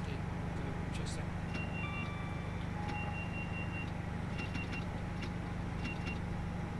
Operation. How far away is Nelson?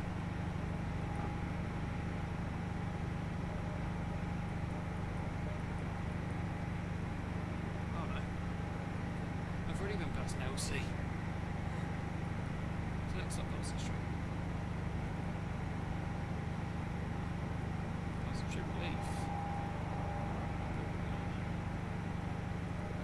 Great.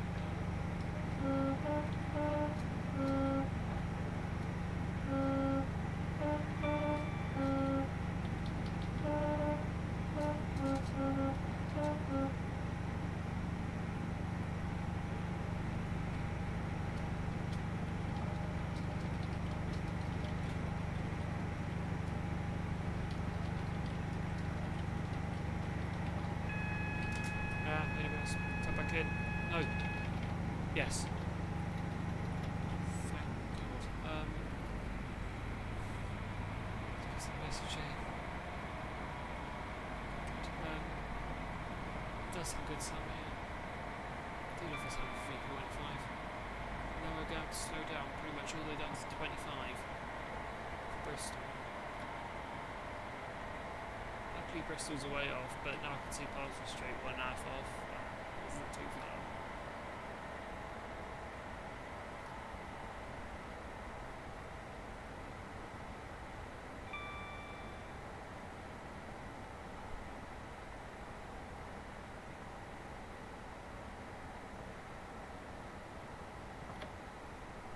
So I'm pretty much going to play by the minute, because the last thing I want is overspeed.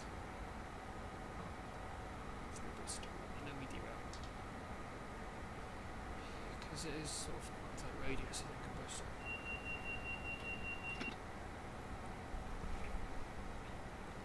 Shut up, DSD, I'm still alive. I hope. No, it's Parson Street. Seen a good amount of videos from here, including 005's last day in service before scrappage. It got withdrawn January last year, I believe, became a spares and then was scrapped in July. Unfortunately that was the same case for 041 as well. 3 power cars, I think, went for scrap in Newport within 3 days. Yeah, there have been plenty. I think 195 was part of that batch.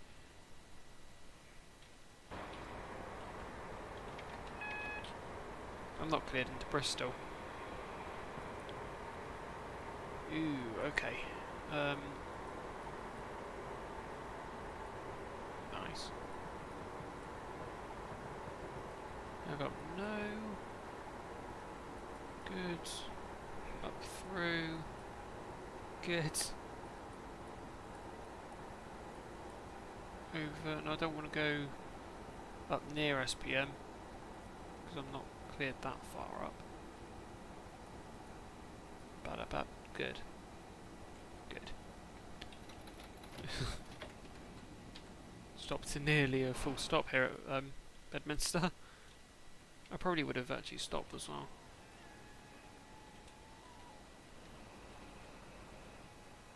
But it's now time for the VP185 clag.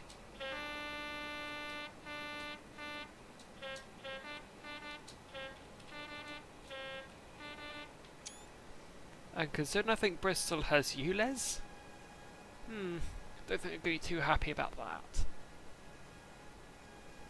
But then again, Bristol is still like mostly unelectrified, so kind of not my problem.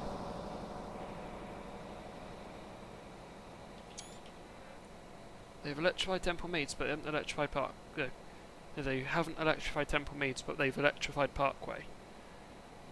Partly so they can actually get to Wales. The locomotive guy, welcome back.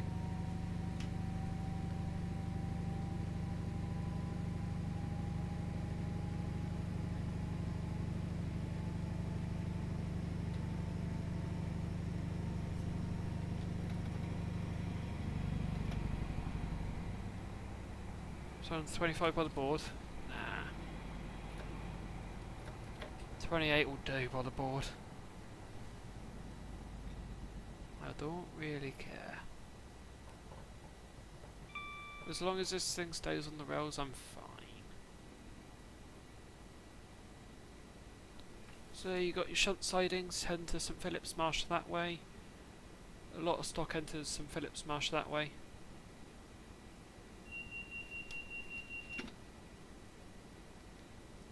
Oh, there, locomotive guy. I'm just going to remove that on the basis of swearing. Although it sounds like you've had a good bit of fun, either way. Just doing that because I think that might affect how the stream goes through the algorithm.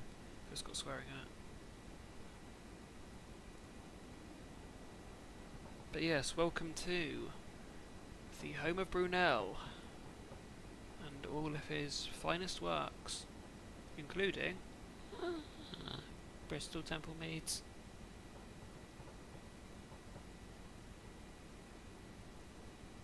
This is good, although it's got scaffolding all over the top of it at the moment.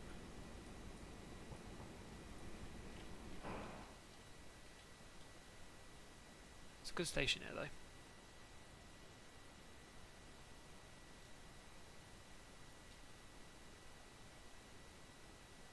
It's good. It is good here. But I think there's only one through track.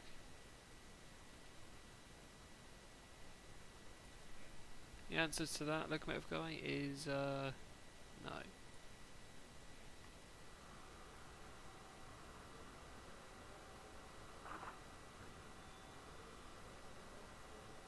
Well, yes, no, don't know. Never mind. Either way, Bristol up through.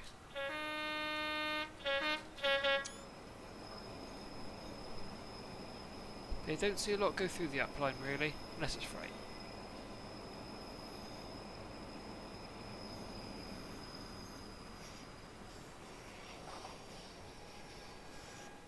But yeah, can you see what I mean by it's a decently tight corner? Especially up here at the point, so look at that. Straight over to then go straight.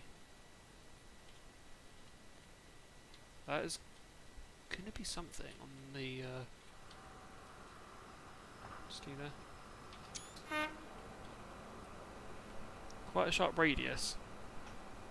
I'm glad I slowed down off 130. And I think I would have already derailed by this point. But if I hadn't, that would have killed it.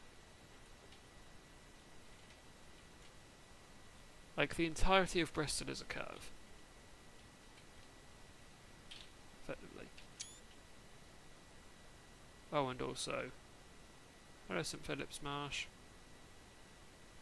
There's various facilities, including the one I use, like, all the time on streams. The fuel road. Like, if I'm ever fueling something first stream, you'll always see me start from here. That's because I'm using the diesel from here. You'll never see me use Exeter's diesel. It'll always be Bristol, because Lara doesn't have a fuel road by the look of it in game. It does in real life, of course. Doesn't in game.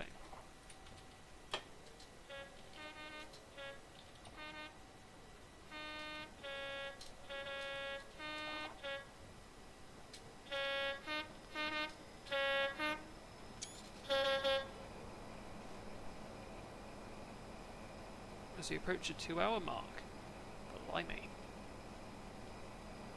Looks like we need to get a move on then. If we're going to get to London for good time. Look at that. That's another sharp bit of point work, isn't it? The point work doesn't seem like, you know, very, I want to go quicker than 25.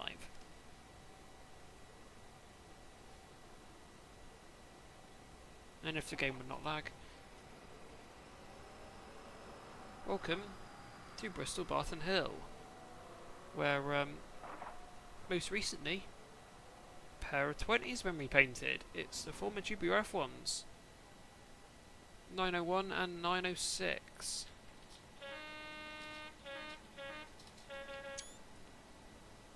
The locomotive guy later.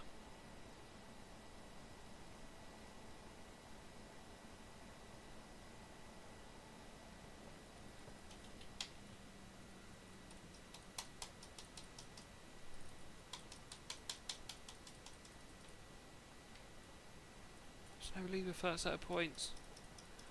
How am I meant to change them?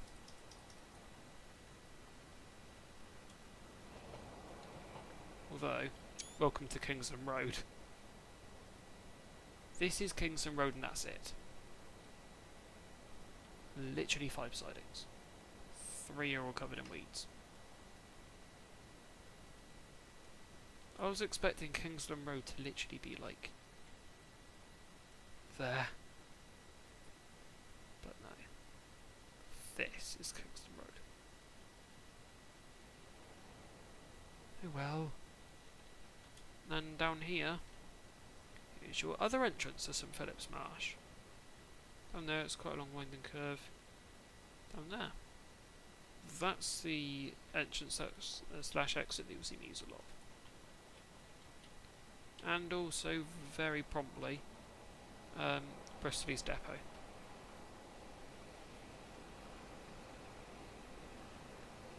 Over and get to Bristol Parkway, you'd go up via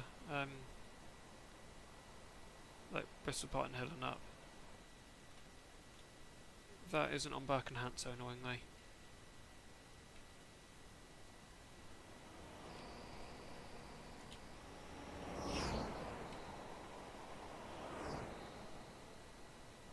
But yeah.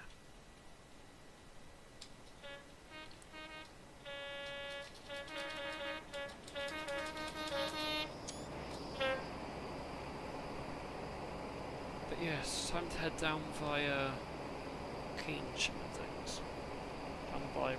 Down via Bristol and Avonhill and all that. Let's actually just make sure my points are set down there first. Okay, it is. Good. Bathampton up loop, yeah, we'll be using that. Let's do Bathampton Junction then.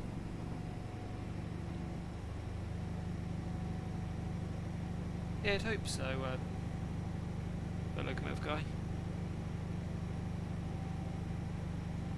Afterwards, it's all called like May the 4th be with you or something. Which, to those that don't know, that's a Star Wars reference. Because I can't remember who says it. But I think there's something which is May the Force be with you. And then it also can be sort of converted into May the 4th be with you, which is why May the 4th is, well, full of Star Wars memes. Yeah, the 33 will be on it. 33 will be on the consist. I'm just more interested if those 59s that are rumoured to be on it are going on it.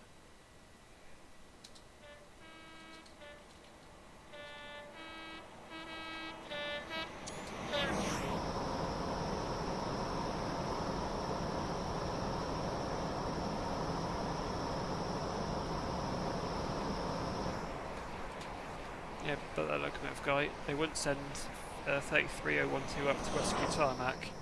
They'd send 59s up there. And there is a schedule, 0073, next essential to Westbury Tarmac, which will be a 59. It's probably which ones have only just got down there. Because 59s are probably coming down tonight, I'd imagine. So, yeah, because they literally won't send a 33 up to Westbury Tarmac. There is no point. And plus, they won't have anything with coaching stock, so the loco don't come back from Westbury Tarmac. It seems to be one way with the 59s. They go back to Westbury where they're based. Probably to then haul a Class 7 somewhere. Or Jumbo Ags.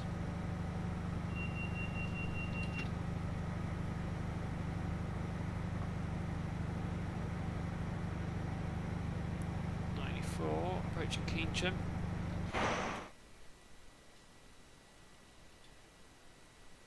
Quite a nice station is.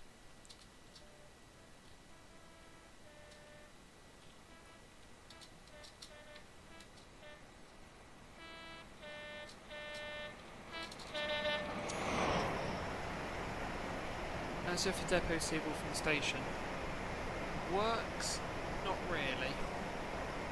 In the depot, no, because the depot's oh, Westbury.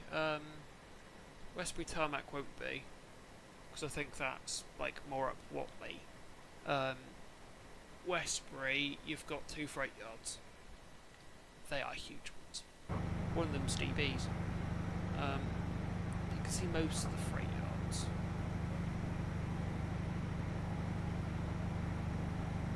Problem is, I've been up there a couple of times. Once I went up there because I thought a 56 was up there, and because I thought I think it was 67027 was up there. No, neither. But first time I did go up there, I did see a plug start, which I was with a couple of my mates, and they were like, "Yeah, that isn't starting. That isn't starting." And then suddenly, oh, taillights are turned on. Someone's in there, and then it fired up. Very, very cool. That was about like 2-3 years ago. Makes me feel a bit old remembering that.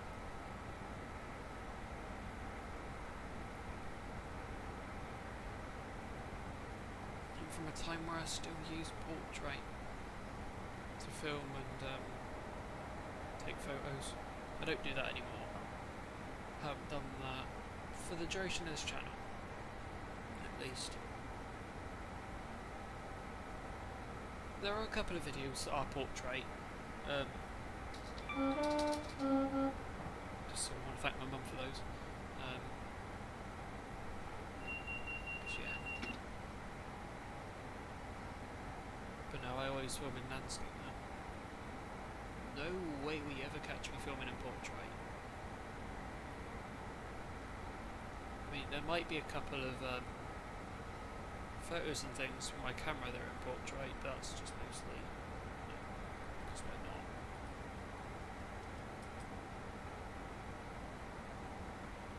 And oh god, I'm on a streak of custom thumbnails. The last 11 videos are all in custom thumbnails.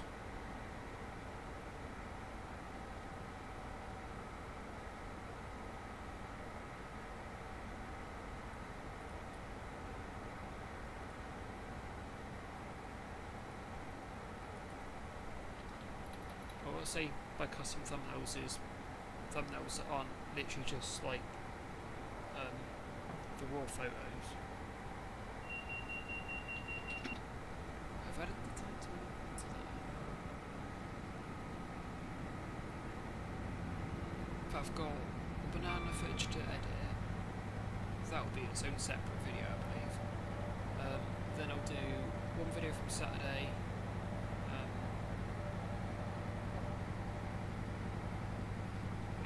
At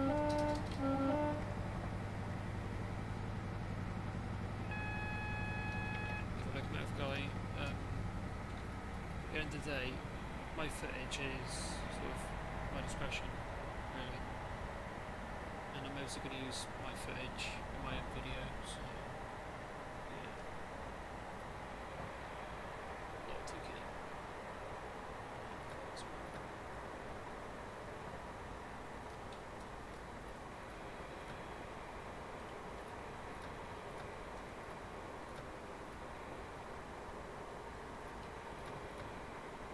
Park.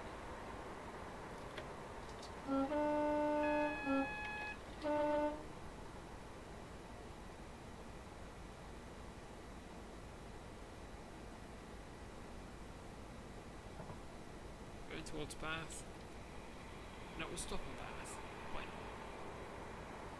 We do actually have an outlet at London.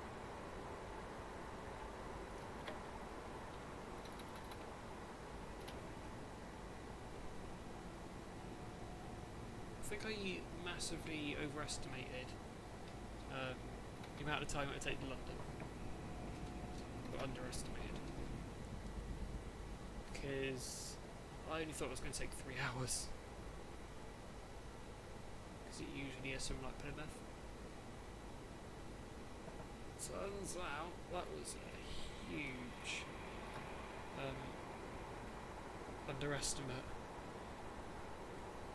Didn't really notice it be going this way though, to be honest, so won't stop for that. That's the next TSW stream, that locomotive guy. I don't know. At the moment.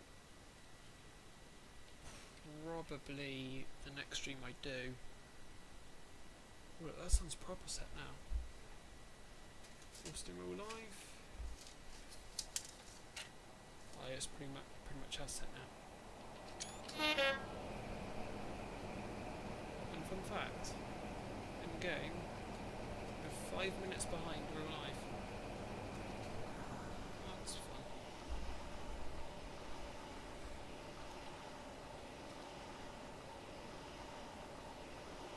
But yeah, I don't really have many ideas for TSW streams. It's not like I'm getting any routes soon, so it's going to be the same old routes. I've tried doing Eurotruck, but it crashed on me in the loading menu. I was going to get a not a Renault out.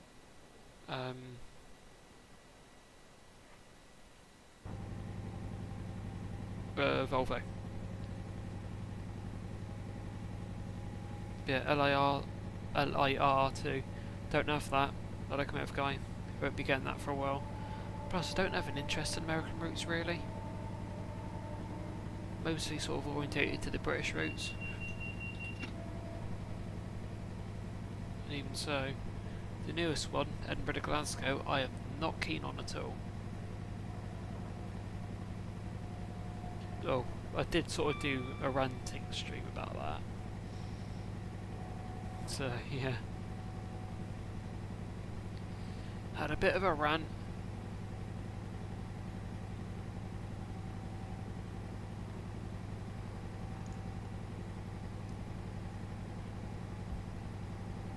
Because, yeah, I was not happy with 5 Circle at all. 5 Circle's just a bit of a joke, really. But, you know.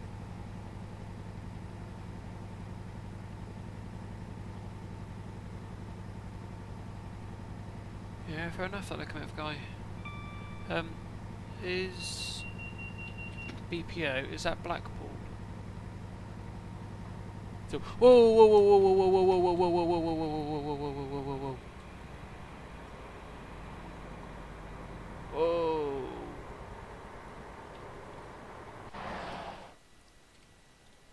Yeah, okay. Wrong route me then. Wrong route me. I was meant to stay on here and pretty much coast at about 70 until I had to brake for my 40. And it's like, no, you're going down to 15 and you're going into the loop. No thank you. Yeah, see why I was sceptical at Taunton? Gives a point to do this. We're still going to feel far too fast over here with step 5 brakes.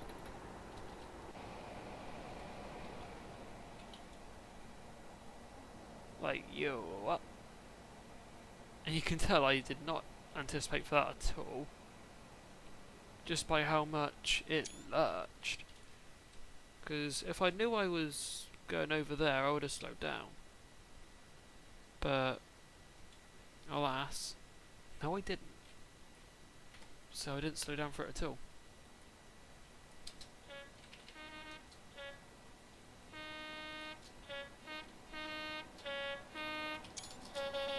Luckily I was only going just over twice the limit, so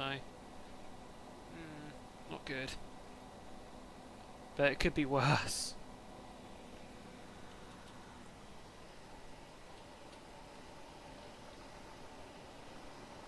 But we're now I think approaching Wiltshire.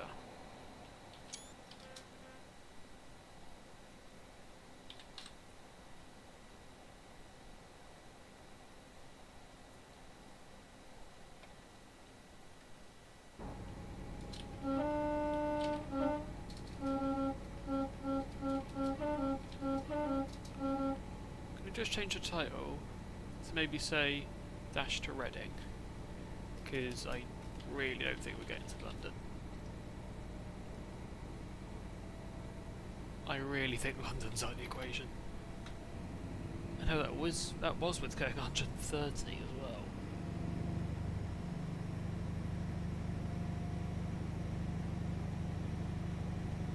To a 60 into a 70. Nice. Nice gradual speed up.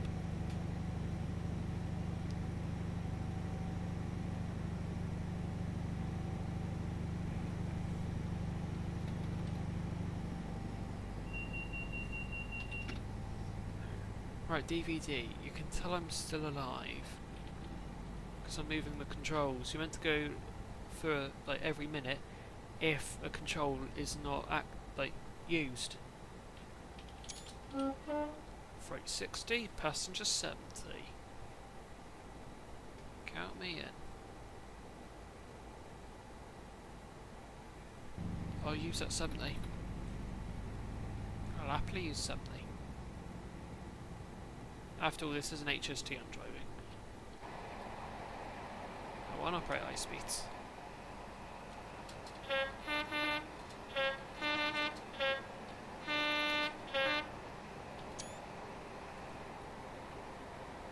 It's an HST, it was built to run fast. And so, it will. No one can stop it.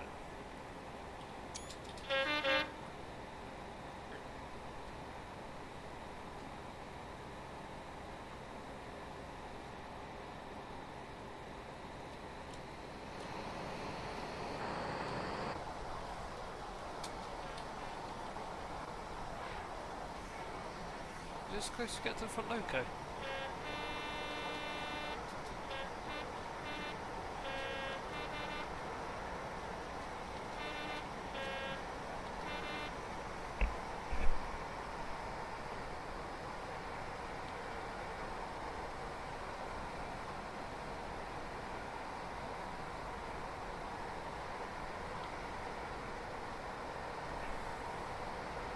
Nice bit of clag, isn't it? Obviously you can't do some main line. Hey Max, good evening, how are you doing?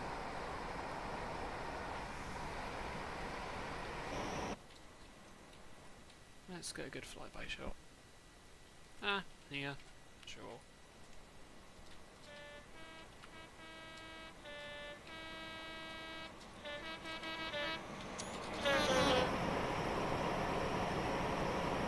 Yes, with a pool.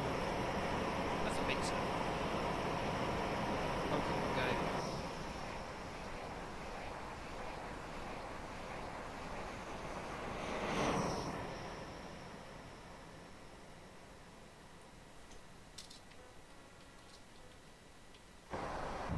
Starting to speed up a little bit.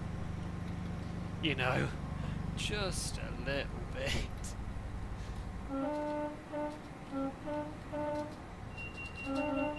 Then again, this is a sim, it's fine. It's a stream, we're allowed to mess about. If that means just yeeting this thing into history, then yeah. I mean, if this thing derails, it's easily not the stupidest thing we've done on this channel. I mean, like, cue the multiple occasions with the Super 47s. Like, you know, they're from later occasions.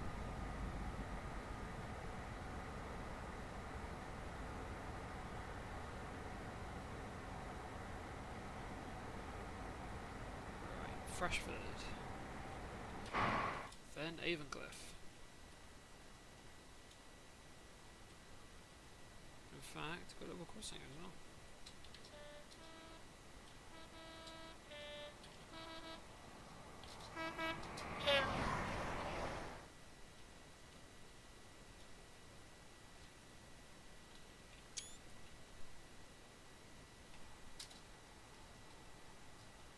So May Orchestra. Fair enough, Angie.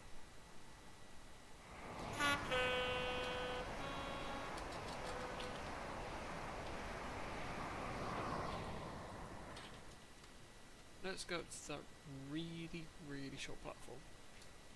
aka Evencliff. Like, how is anything meant to fit here? That's right, it's not. Like, absolutely nothing will fit here.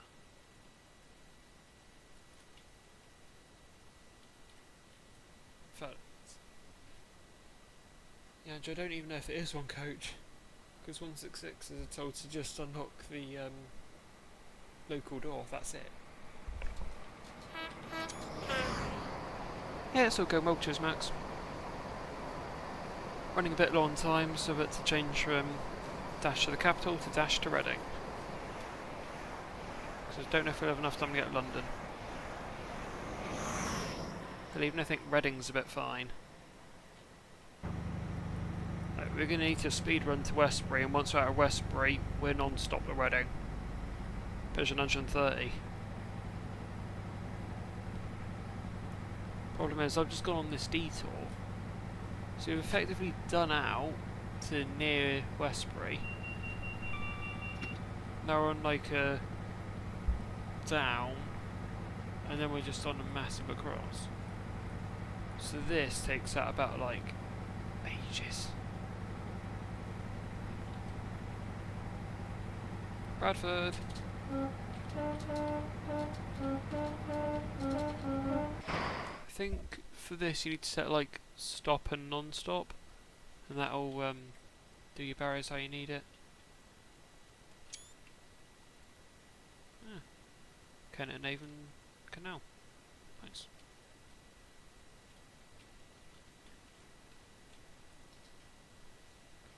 Oh, look at that sunset though. I keep mentioning it, but it just gets better.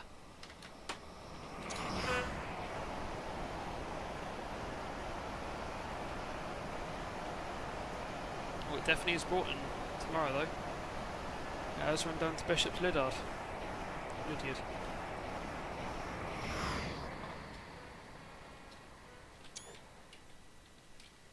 Right. Little level crossing here. Again, half barriers.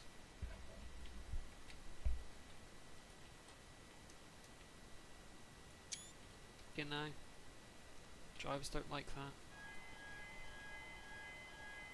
Oh, even the barrier audio still echoes.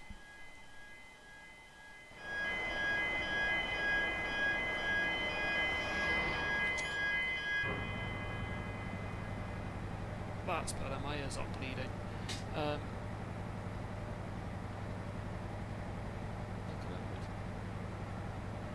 And just Andrew. Been on the Kent and Avon Canal once. Nice. I haven't before. It's because I haven't really been up that way. Been to Westbury. I've only really been like the Bath, sort of Somerset, Wiltshire area like once. I haven't even really stopped at Bradford before, apart from the times on 165. Yeah, that actually got out there. Not really travelled by car up there either. Right, 40, Bradford Junction. Nice. This is when we have that lovely final blast up towards Westbury, I believe. 40 mile per junction, yes, definitely.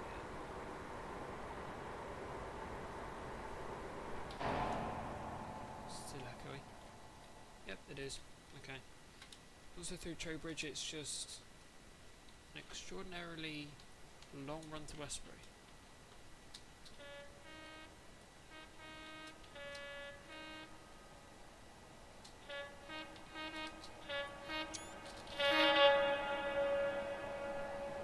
Oh, echoes.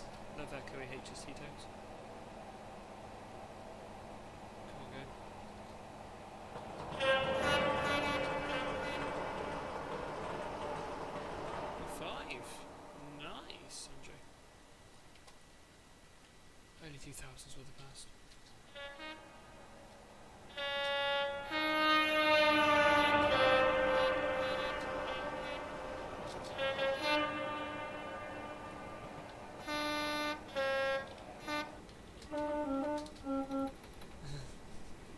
Echoey Doppler sound the best. No one can tell me otherwise. Right, Trowbridge.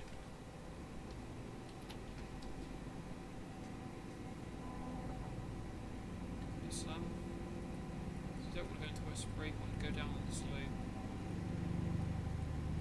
No, it's not even really a loop, is it? And then that's on what dubs as Newbury up.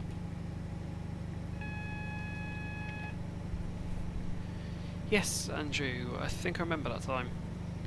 And I think Cross Country took some as well, because Cross Country was slapping MTUs in there. It was Virgin, but then I think when Virgin went to Arriva, yeah, they hired some in, just to mostly make sure they wouldn't like lose capacity. And fun fact, actually, when the MTU re-engineering took place, they added 200 to all the numbers. So for example, 43184 became 43384, 101 became 301, and etc, etc. 103 became 303, 007 became 207, 008, 208. Get the idea. Feels weird saying 43103. Like, I've never really had a reason to say that before, because I've always known that power car as 43303.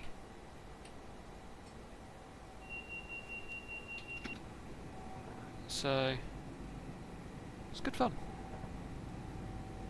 Good to see the 207, 208 and 184 all return to their...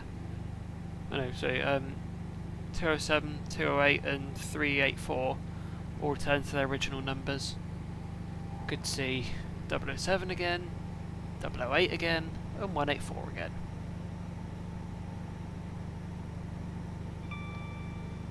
It's always good.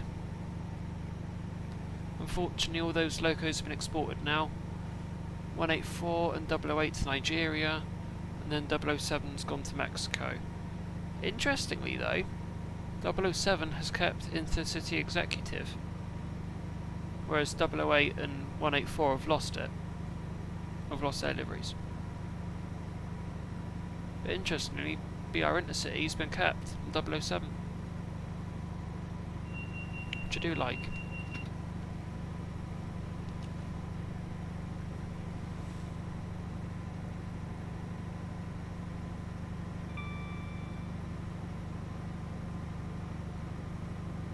It's blasting into Westbury.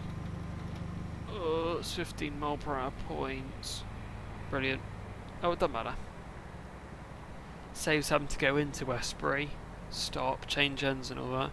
You can just roll around at 15 and save about 5 minutes. Because I think time is of the essence, you know?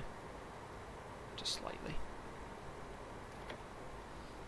I thought I was being smart when I started this at what, like 6:30? I thought, I'll get London in that time, that'd be fine. Yeah, it's now 9 o'clock, nearly 10 past 9, and you aren't even past Westbury yet.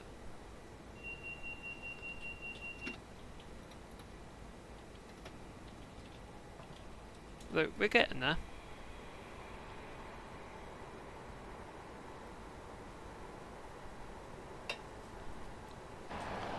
Let's check up on our good old friend the sunset. Ooh. That's progressed quite nicely actually. Let's get to a bit where there isn't as much shrubbery. We'll get a nice, good old shot of our HST. Ooh, here. Here is going to be the place.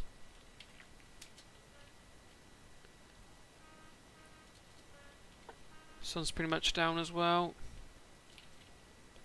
as the time goes nearer to the glorious 9 o'clock.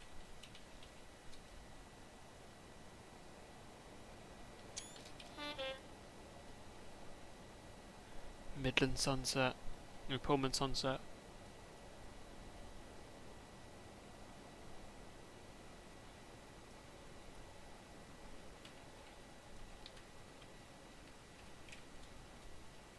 Okay, that's approach control. Probably even better if I was thrashing the HST then, but I can't exactly do that when I'm braking for a 50.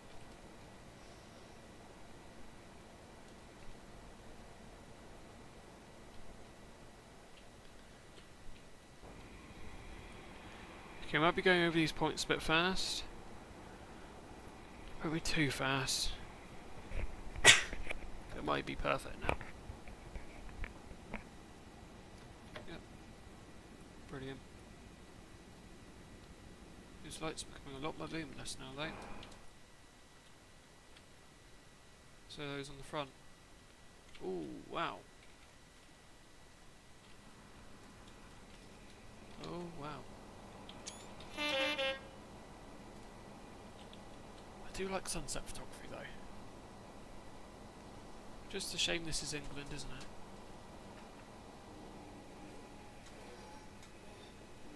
Real shame this is England, and we aren't known for sun.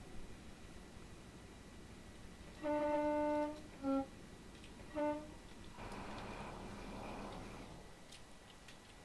the vigilance is going off. Yeah, there is Westbury.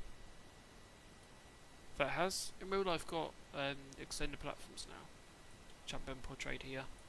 That's annoying. Oh well, don't really bother us at the moment. We aren't even going into Westbury. Instead we're taking, like, could we have got any slower? Jaunt around. Switch over to night headlights. Actually, nah, you actually don't need them. We'll start on day for a minute.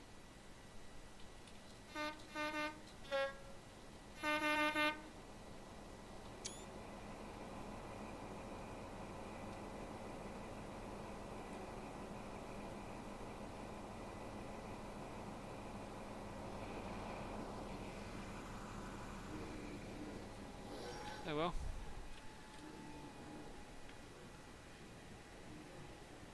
I don't see any better of a chance for a bit of sunset photography. Yeah, it's much too bright for a sunset.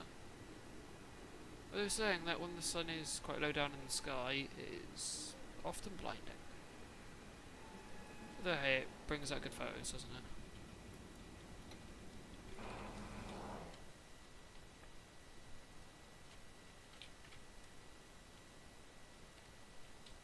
Although, summer's on the way. Which is good. I like summer. That sunset's died down a bit.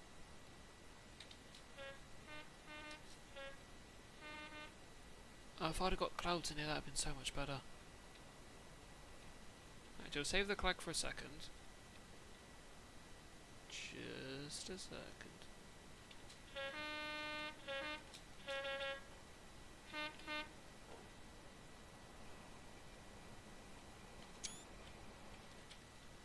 Should be any second now. Oh, come on, game. Stop lagging.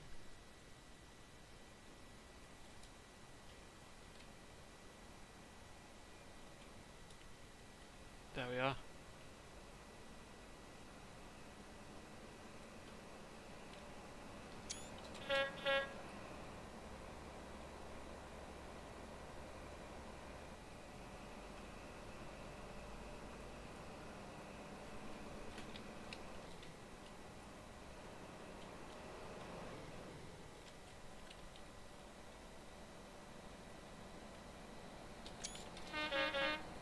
Might have been speeding a little bit, but it really doesn't matter. At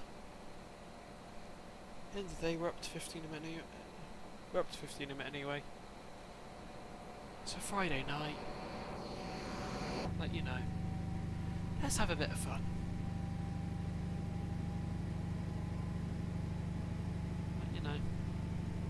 said, Friday night. Let's have a bit of fun with speed. 90. Now just going over the junction, everyone's up to 110. Including me.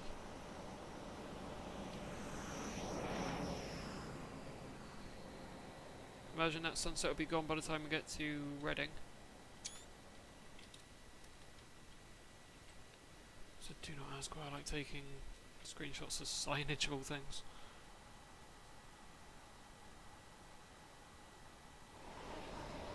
Bit weird like that.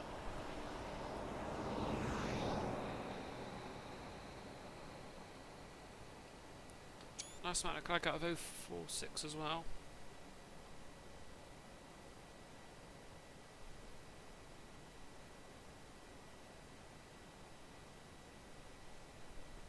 And there I think is the cement terminal.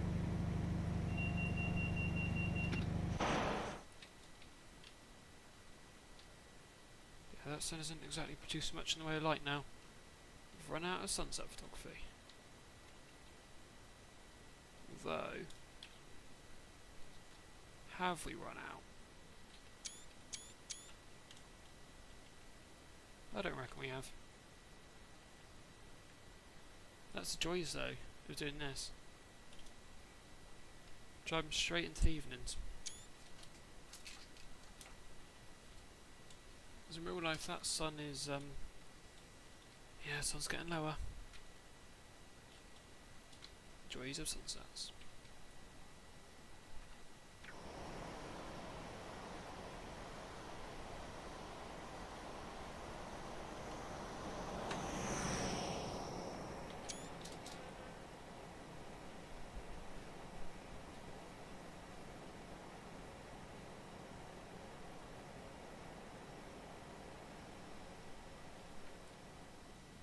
Oh, it's also 2D bushes. You can tell it's 2D by how it sort of follows the camera about. Basically from whatever angle.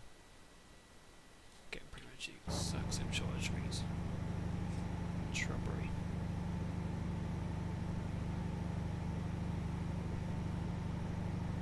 Over it's pretty much final run.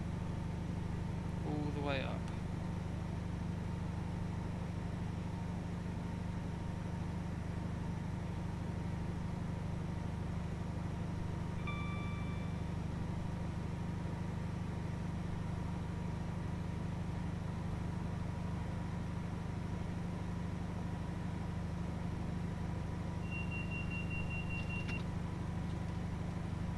So you've now got quite a distance. I'd estimate that about 30 to 50 miles. I'm not sure the exact mileage. That looks about 50.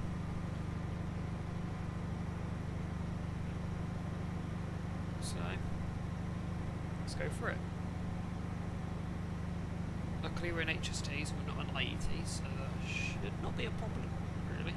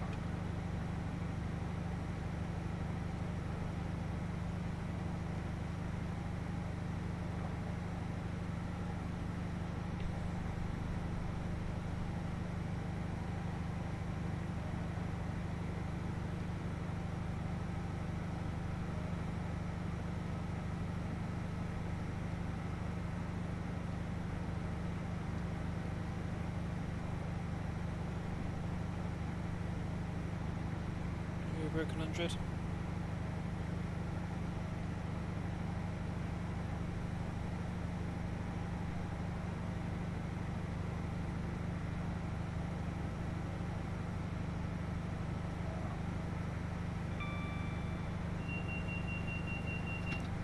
switch over to night headlights.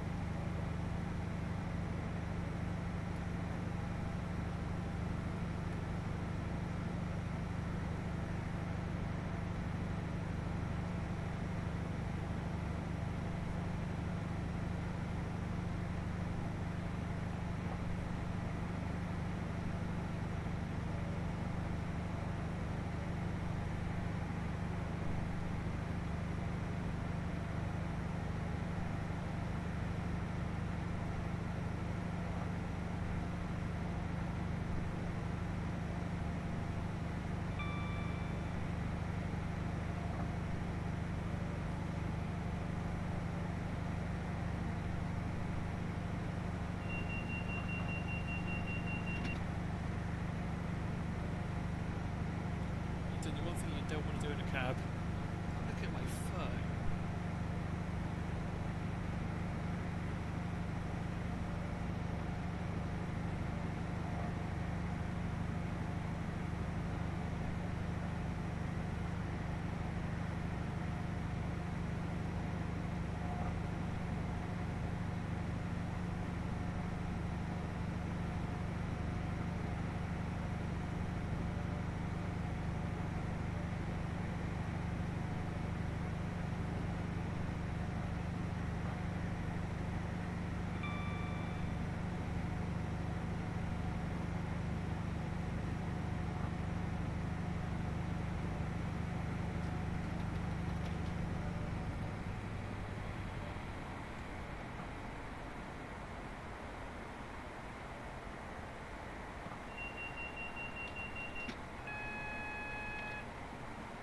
Nice about going down to 100.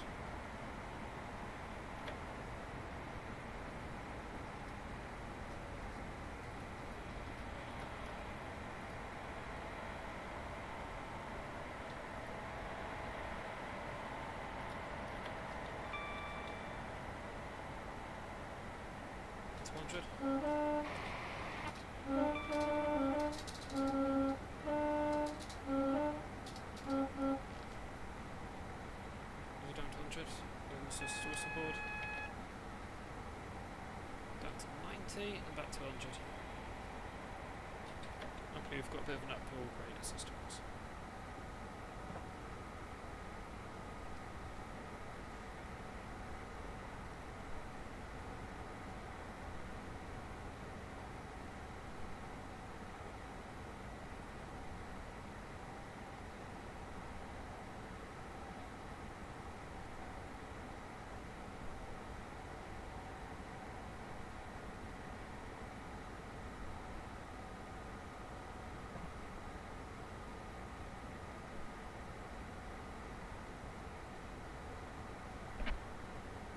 Back up to 100. And then back up to 110 and just over a mile.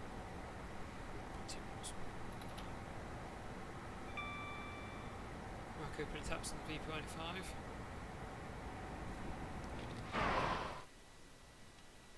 And all the clack.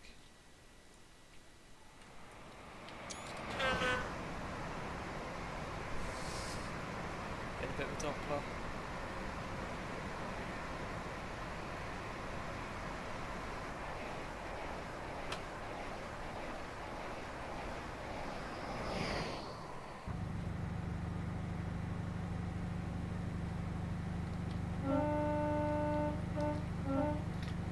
Switch over to night headlights now.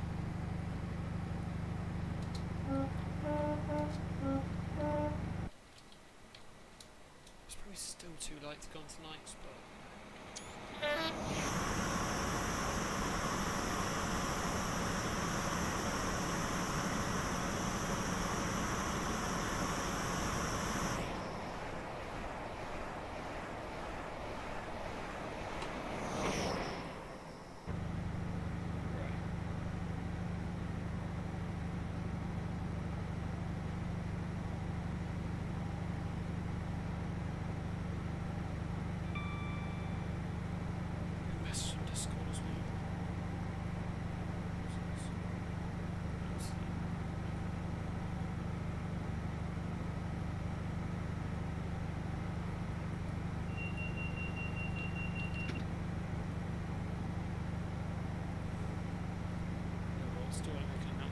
how it's exam season.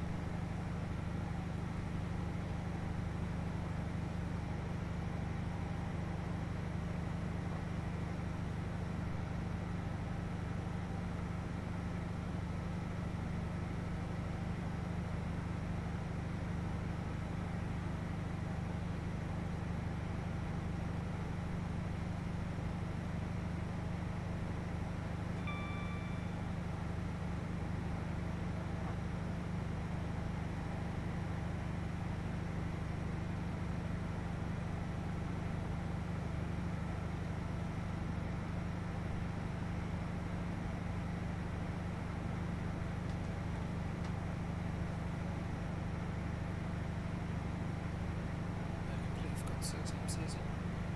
That starts next week.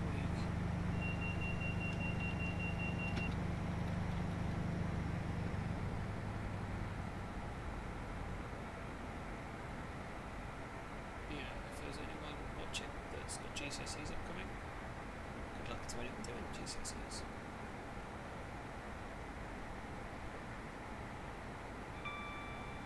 there anyone that's in GCSEs? Hope everyone gets the results they want.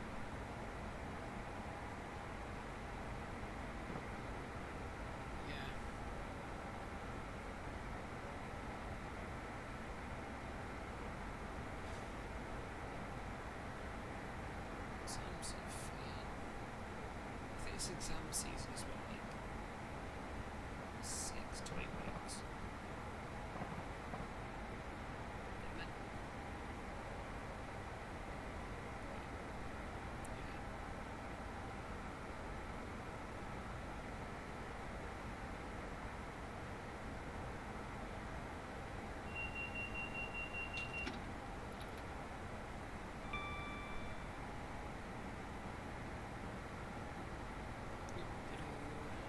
Best part of the drive. Pretty much like this all the way east up to Newbury, and then we go to electrification.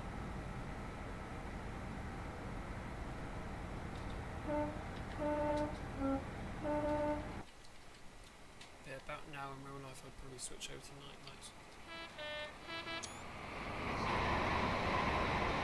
I think it's still the same.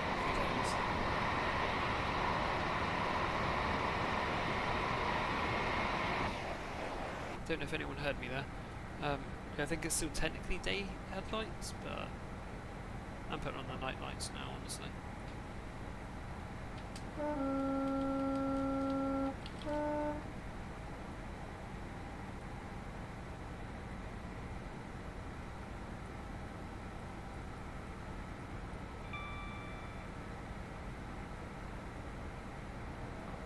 AT's work.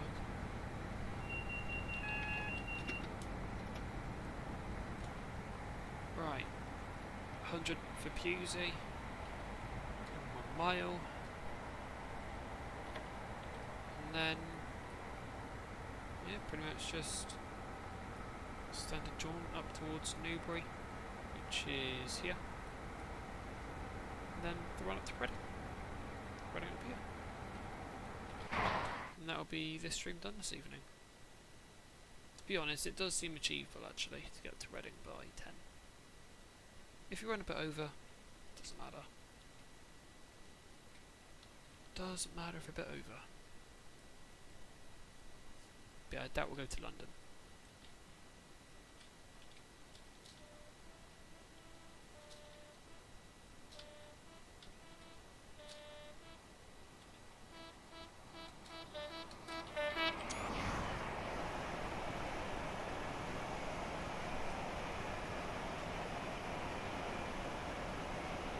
Stop lagging.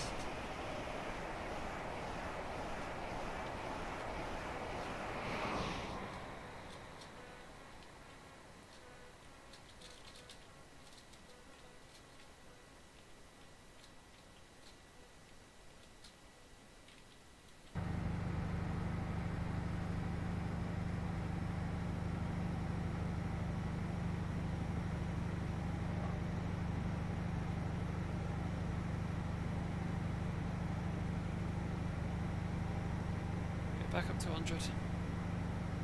Milton Lilbourne. It's the next crossing we go over. next actual station. I want to say it's Hungerford. Nope, Bedwin. And then Hungerford, is it? Yeah, Hungerford there.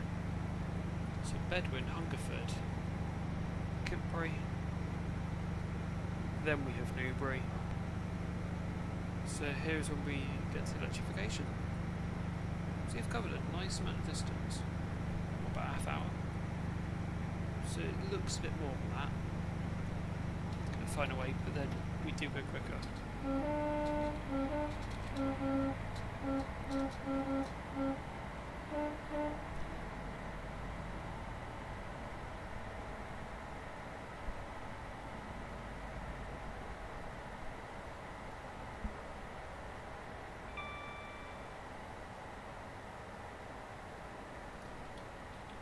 This whole ordeal, we've barely used any diesel. We only used about like 47 gallons. Albeit, I think he used more like, what, 300 perhaps? Paddington depends on us. And again, my driving isn't the best, is it? So. Ram Alley Crossing, next up. Ram Alley. What's it called then? Again, there is a lot of really weird road names and things, and place names, and seemingly crossing names.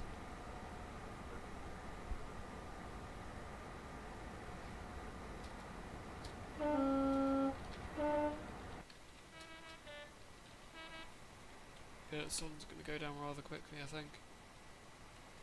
By 10 again, that's going to be nothing's to be left in the sky.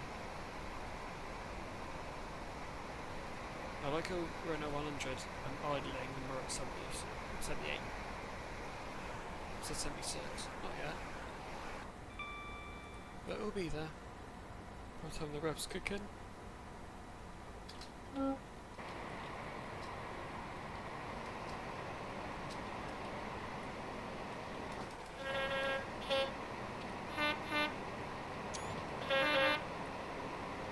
Next, save and make. Next. And that locomotive go, welcome back for the third time. Hope you're still well.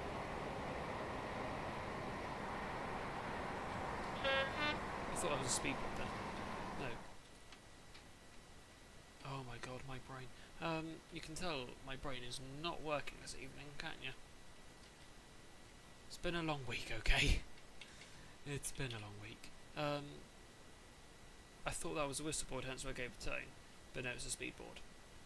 I was about to say, I thought it was a speedboard, but it's a whistleboard. But no, I thought it was a whistleboard, but it was a speedboard. Come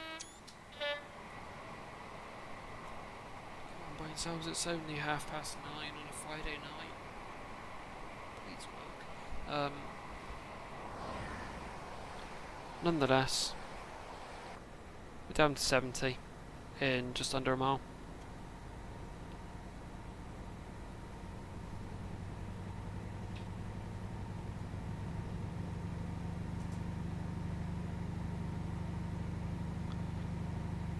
Over the former ground frame. Or is it still a ground frame? No, it can't still be a ground frame because, like, first of all, there are no point levers for this to be a ground frame. Neither is there actually anything for a ground frame to operate. Like, usually there'd be a siding or something. Set points or two.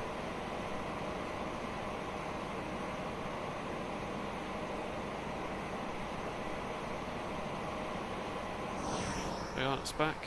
Ideal.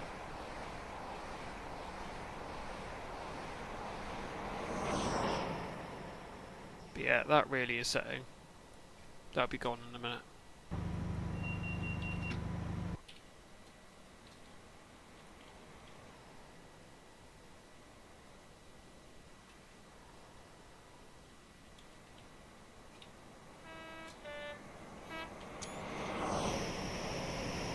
Oh god, look how much that coupler's being stretched. Oh god. Okay, the coaches are stretched, but not by that much. But the rear power car. A rear power car is not being stretched at all. That is worrying. The fact that none of the hoses are even connected. I don't know if that's because of the sheer horsepower, that it's just like drawn apart and really stretching the coupler, but I know if I brake, that is a problem. Let's put it that way.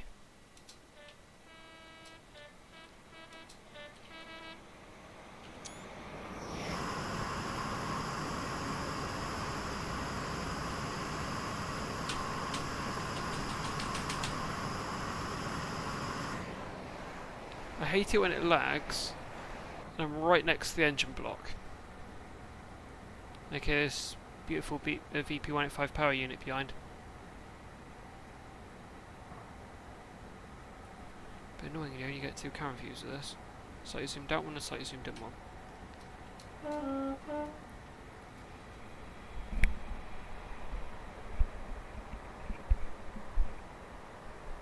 70 mile per hour, and then we're back up to 100. Let's cruise 75. Get the brakes down a bit more.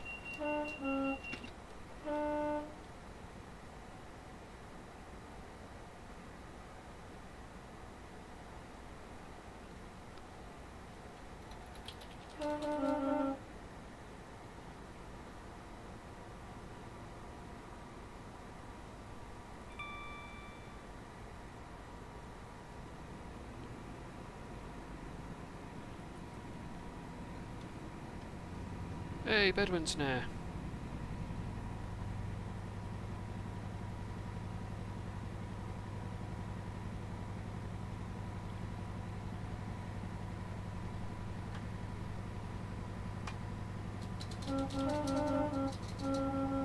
So we're nearing 3 hours live. I'd imagine this will turn into like 3 hours 20 minutes maybe. Or maybe 3.5 hours.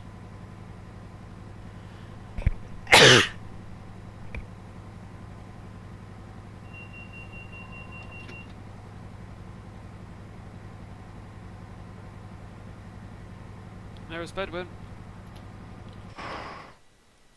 Let's give it something, Bedouin. Oh, and also this reversal siding. I think this is meant to accommodate 5-car IETs as well as turbos. Yeah, I don't see that accommodating a 5-car IET anytime soon. IETs would probably have to use the mainline to reverse. But yeah. I do like a good turbo though. Okay, you can beat a turbo, but a turbo is still good.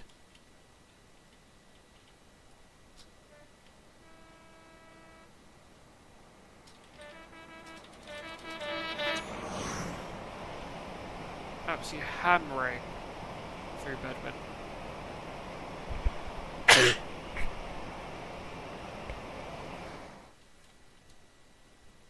Just pelting it through Bedouin. There's no call on that whatsoever.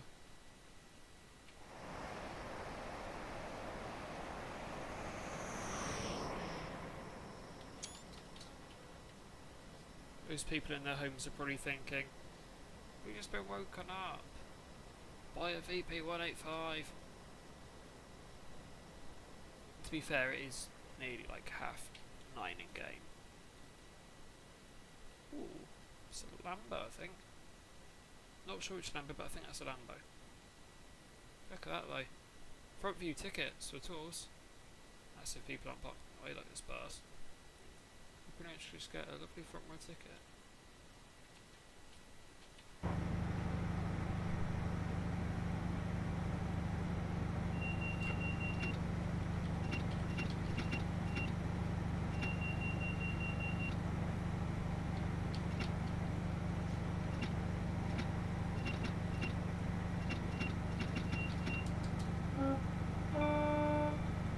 Fielding while I'm just playing with TSC pedal.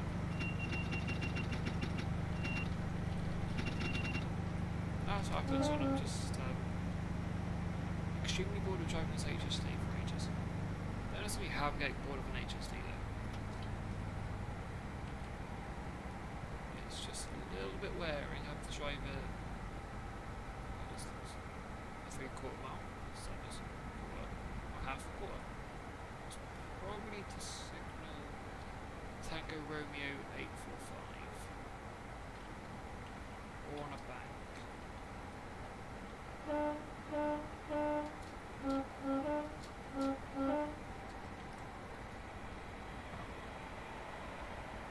It's not slowing down though because it's turning to downhill. Really? Not for the 85? No, not for the 80? So I'd say not for the 85. No. 80. That's right.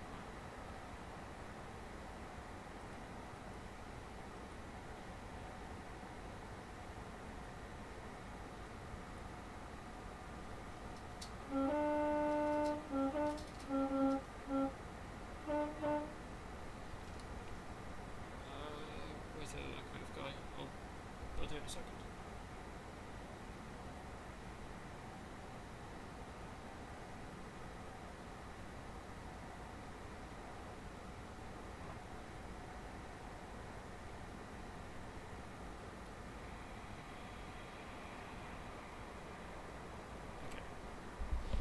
I'm going to be muted for a minute, but the commentary will be back in a second.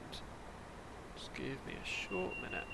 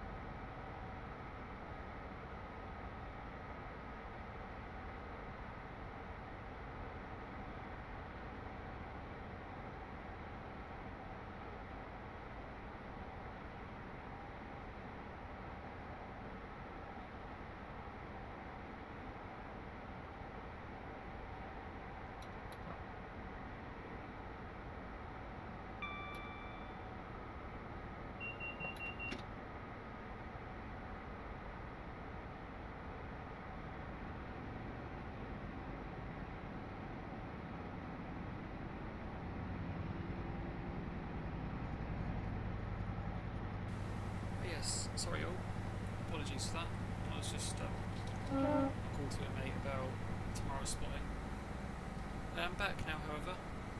So yes, hello there Nathan, and welcome back again Sam. Yeah, sorry, apologies for that. I was just on call to a friend saying about tomorrow's spotting. Essentially, couldn't really do commentary. Sort of out of respect for the call and whatnot. But yes. We are past Newbury on the home run into Reading, pretty much. Once I see the 60, like near enough outside Reading West, that's roughly when we finish up.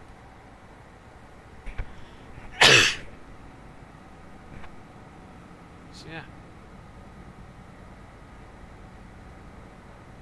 HC's have performed well though. And it turns out we have only wasted about 60 gallons. It's way up. You fell asleep watching the snooker. Fair enough, Nathan. Fair enough.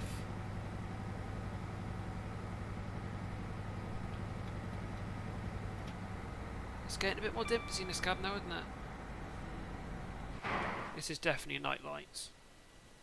And that sunset over there, effectively no more. We're home in on 10 o'clock. But no, it's definitely night lights now. Probably did a bit earlier on, but no. Now there's no way you'll see me using days. It is night lights.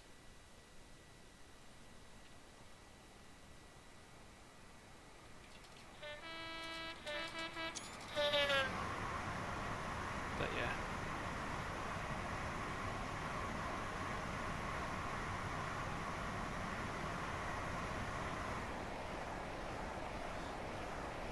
No, because when everyone is getting boring.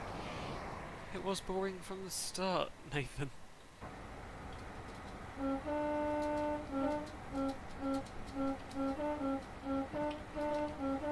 just hoping that Adrian Newey, leaving the F1 side of development, Red Bull will be left to scramble like everyone else and test things. Unless, of course, Red Bull run the same car like the RB20, no upgrades. They'll have to properly, like, work everything out for themselves. They won't have Adrian Newey. Even though a lot of people have been going, oh, Adrian Newey, he might actually go to Ferrari. Which, to be honest, I would like that. You know, oh, Adrian to Ferrari 2025. Lewis to Ferrari 2025. Does it kind of seem like Lewis Hamilton might get an 8th world title? Maybe. I'm hoping he does.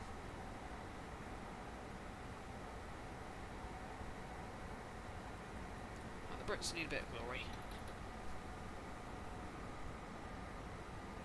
An 8th title for Lewis, though, will be something.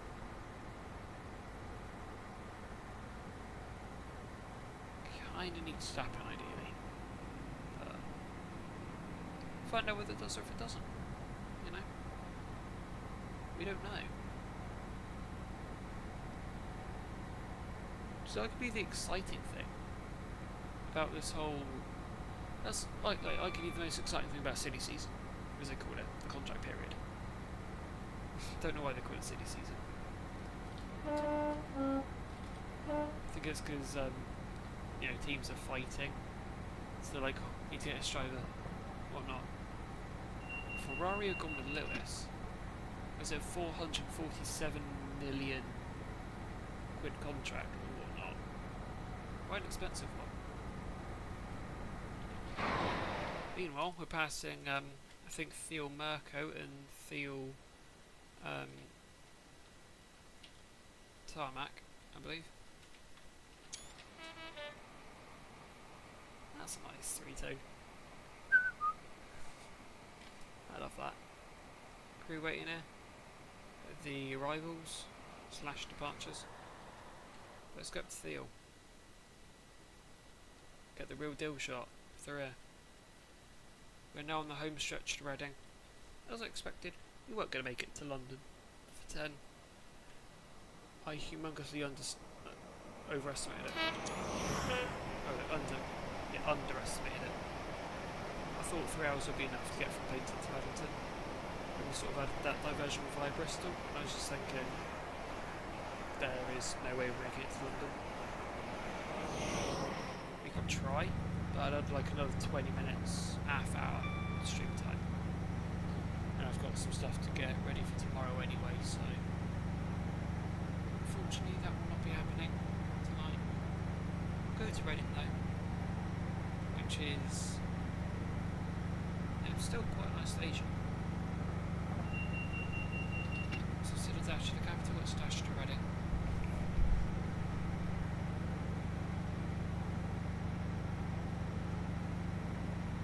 But yeah.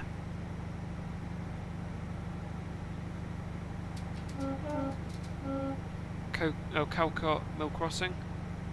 We can't be too far away now from the curve, can we? Oh, indeed, we're not. We are not far away at all.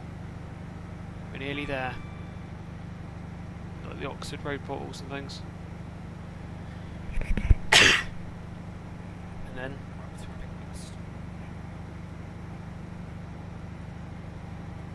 we go via the Reading feeder. And then hilariously try and navigate our way into Reading. Which will be arriving at the platform 12, I reckon. To Istanbul first, yeah. Oh god, I remember doing TSC quite a while ago now, to be honest, Nathan. Yeah, it's hell, isn't it? Don't get me wrong, it's funny. Especially on the CD road, as they call it, Calais to Duisburg, when it was one lane. Oh, that's the funniest moment of my life. It's the only, it's a place that got me my one and only ban as well. Trucks MP, which was a 2-week ban. The story of it was I understood pretty badly and pretty much just pushed someone into a barrier. which, to be honest, I never recall it happening. But it did. So, yeah. That was years ago though. I've never gone back to drugs MP since. We do that eventually. We're going to call for a moment to not what next. It's a small chill, just with your mates and all that, so...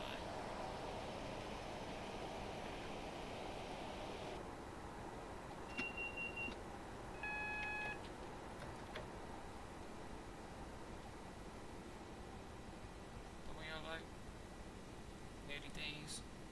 We're just gonna roll it now. Someone CD Road. Yeah, Nathan. It is a bit of a clown show on CD Road and Sim 1. I used to always do Sim 1 though, because it's the place where you see the most people. And then Calais is the funniest thing in the world. Like Calais and Duisburg, because it's on the opposite sides of the CD Road.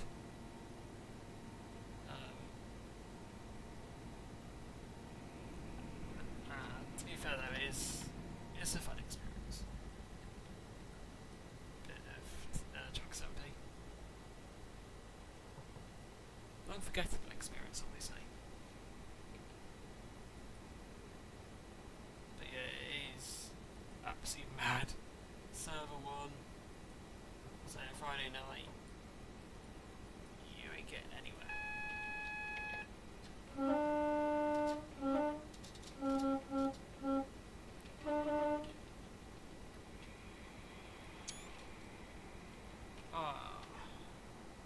Is that meant to be relief?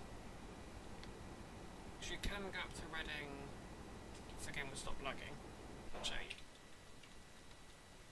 It's got fencing, okay. A couple of my mates have had problems with fencing before. So you can head up this way, which I think is where you most commonly do it. Up and around and whatnot. You can go up this way as well, past Reading Triangle sidings, where the NMT was stored last night. Prior to coming down today, or you can go like across and up and around and whatnot. You've also got Reading Avoider here if you want to head down to like towards Oxford and whatnot. But no, we can't go down that way, so we're on the relief, heading towards the capital. Place we will not make it to this evening, annoyingly. Fair enough, things to remain. But yeah, we won't make it to the capital tonight, but we'll make it to 36 miles away.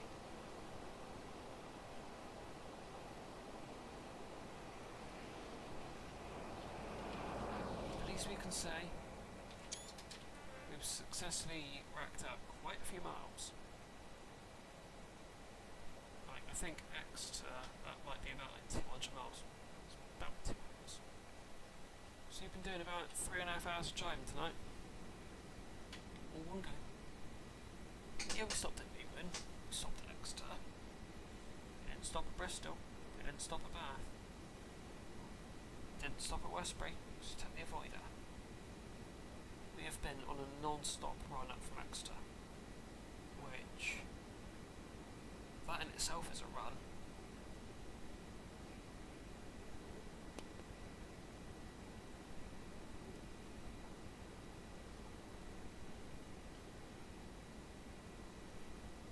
Right, pretty sure I am cleared.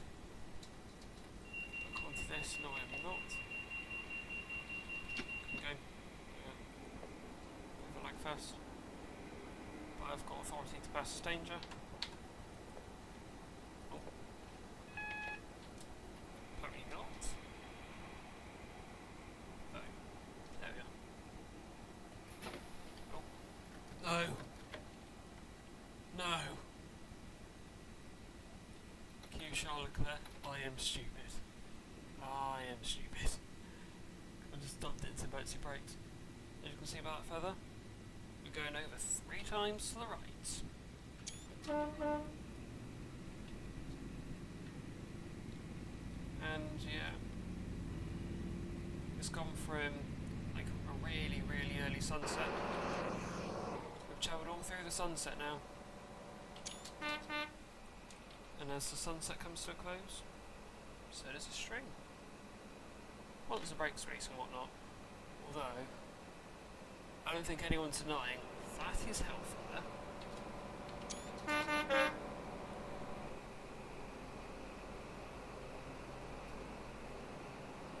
Yeah, LED lights fitted into this.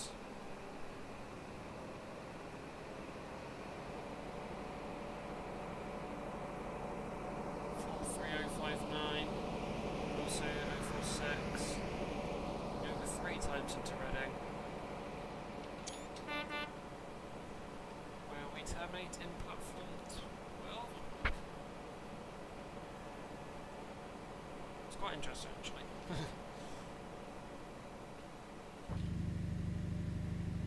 I know, yeah, platform 12. Funny enough, we're not even going over at all. So I don't even know why that's showing us going over 3 times. So it's pretty much now just a straight run all the way into Reading. Apart from this little, okay, we've got to go over a little bit. Doesn't matter. What's going to make it so we are not cleared out? We're held at dangers. Interesting, it's still going to show me as a double yellow.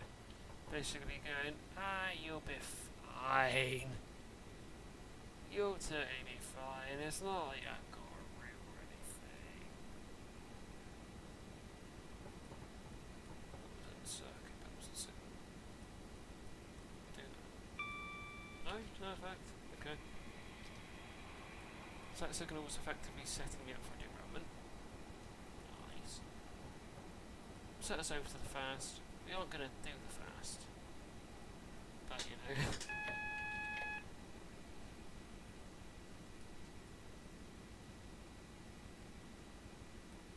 Welcome to Reading. We've got to turn the lights on.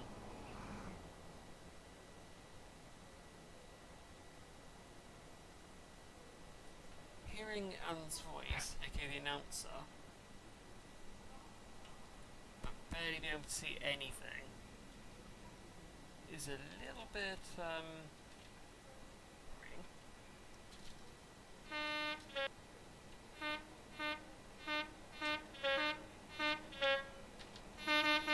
If it wasn't for the dot matrix, what do you think this is an abandoned station? But hey, maybe it's the HST carving a path of light through Reading.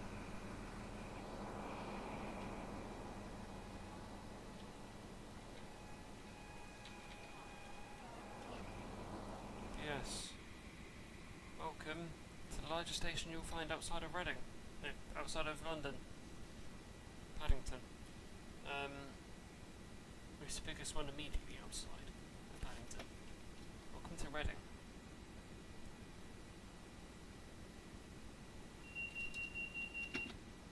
Split out to double yellows? Yeah, I don't think so. We'll bring it to a nice, smooth and controlled stop here.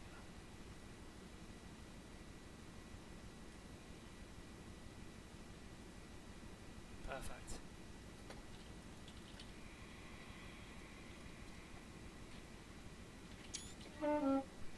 I've set the DRA, partly because I know I'm not meant to be cleared out.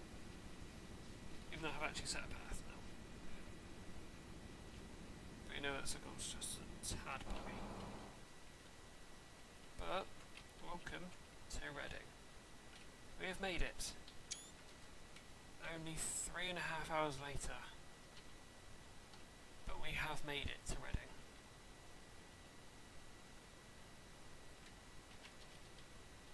Right.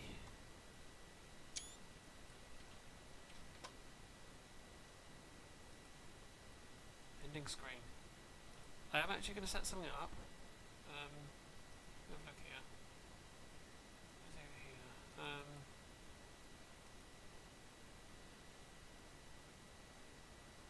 What should I use? That one. So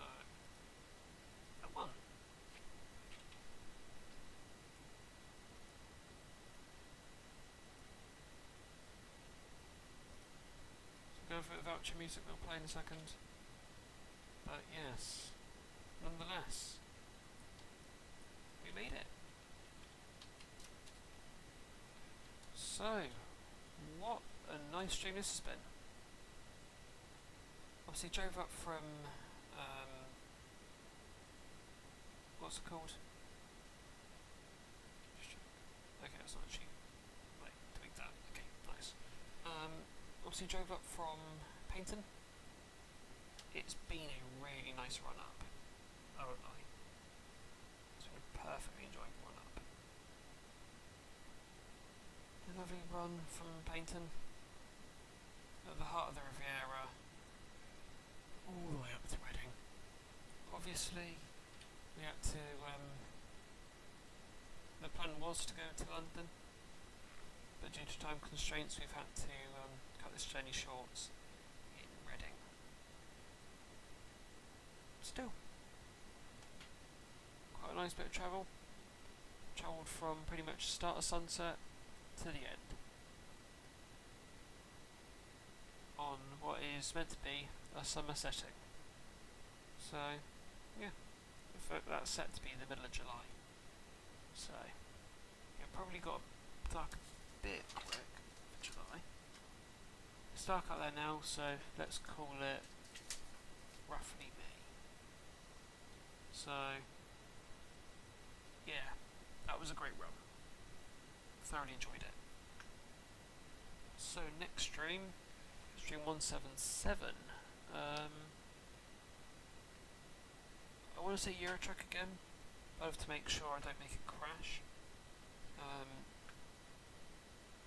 That stream will probably be on Sunday if I'm not doing editing. I won't be editing tonight. Might be editing tomorrow.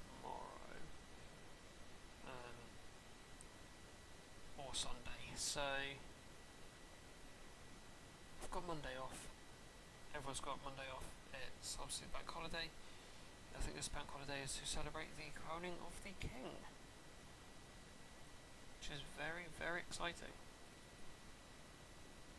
So yeah, good times ahead. So if there isn't a stream on Sunday, there will very likely be one on Monday. That's if I've got my footage released and all that. But nonetheless, not much more to be said from me. So, yes, there is a link to Discord, by the way, in the description down below, as you can see by the bottom of that sort of thumbnail thing here. The screens, I suppose you could say. But please note, you need to be 13 or above. Join as per Discord terms of service.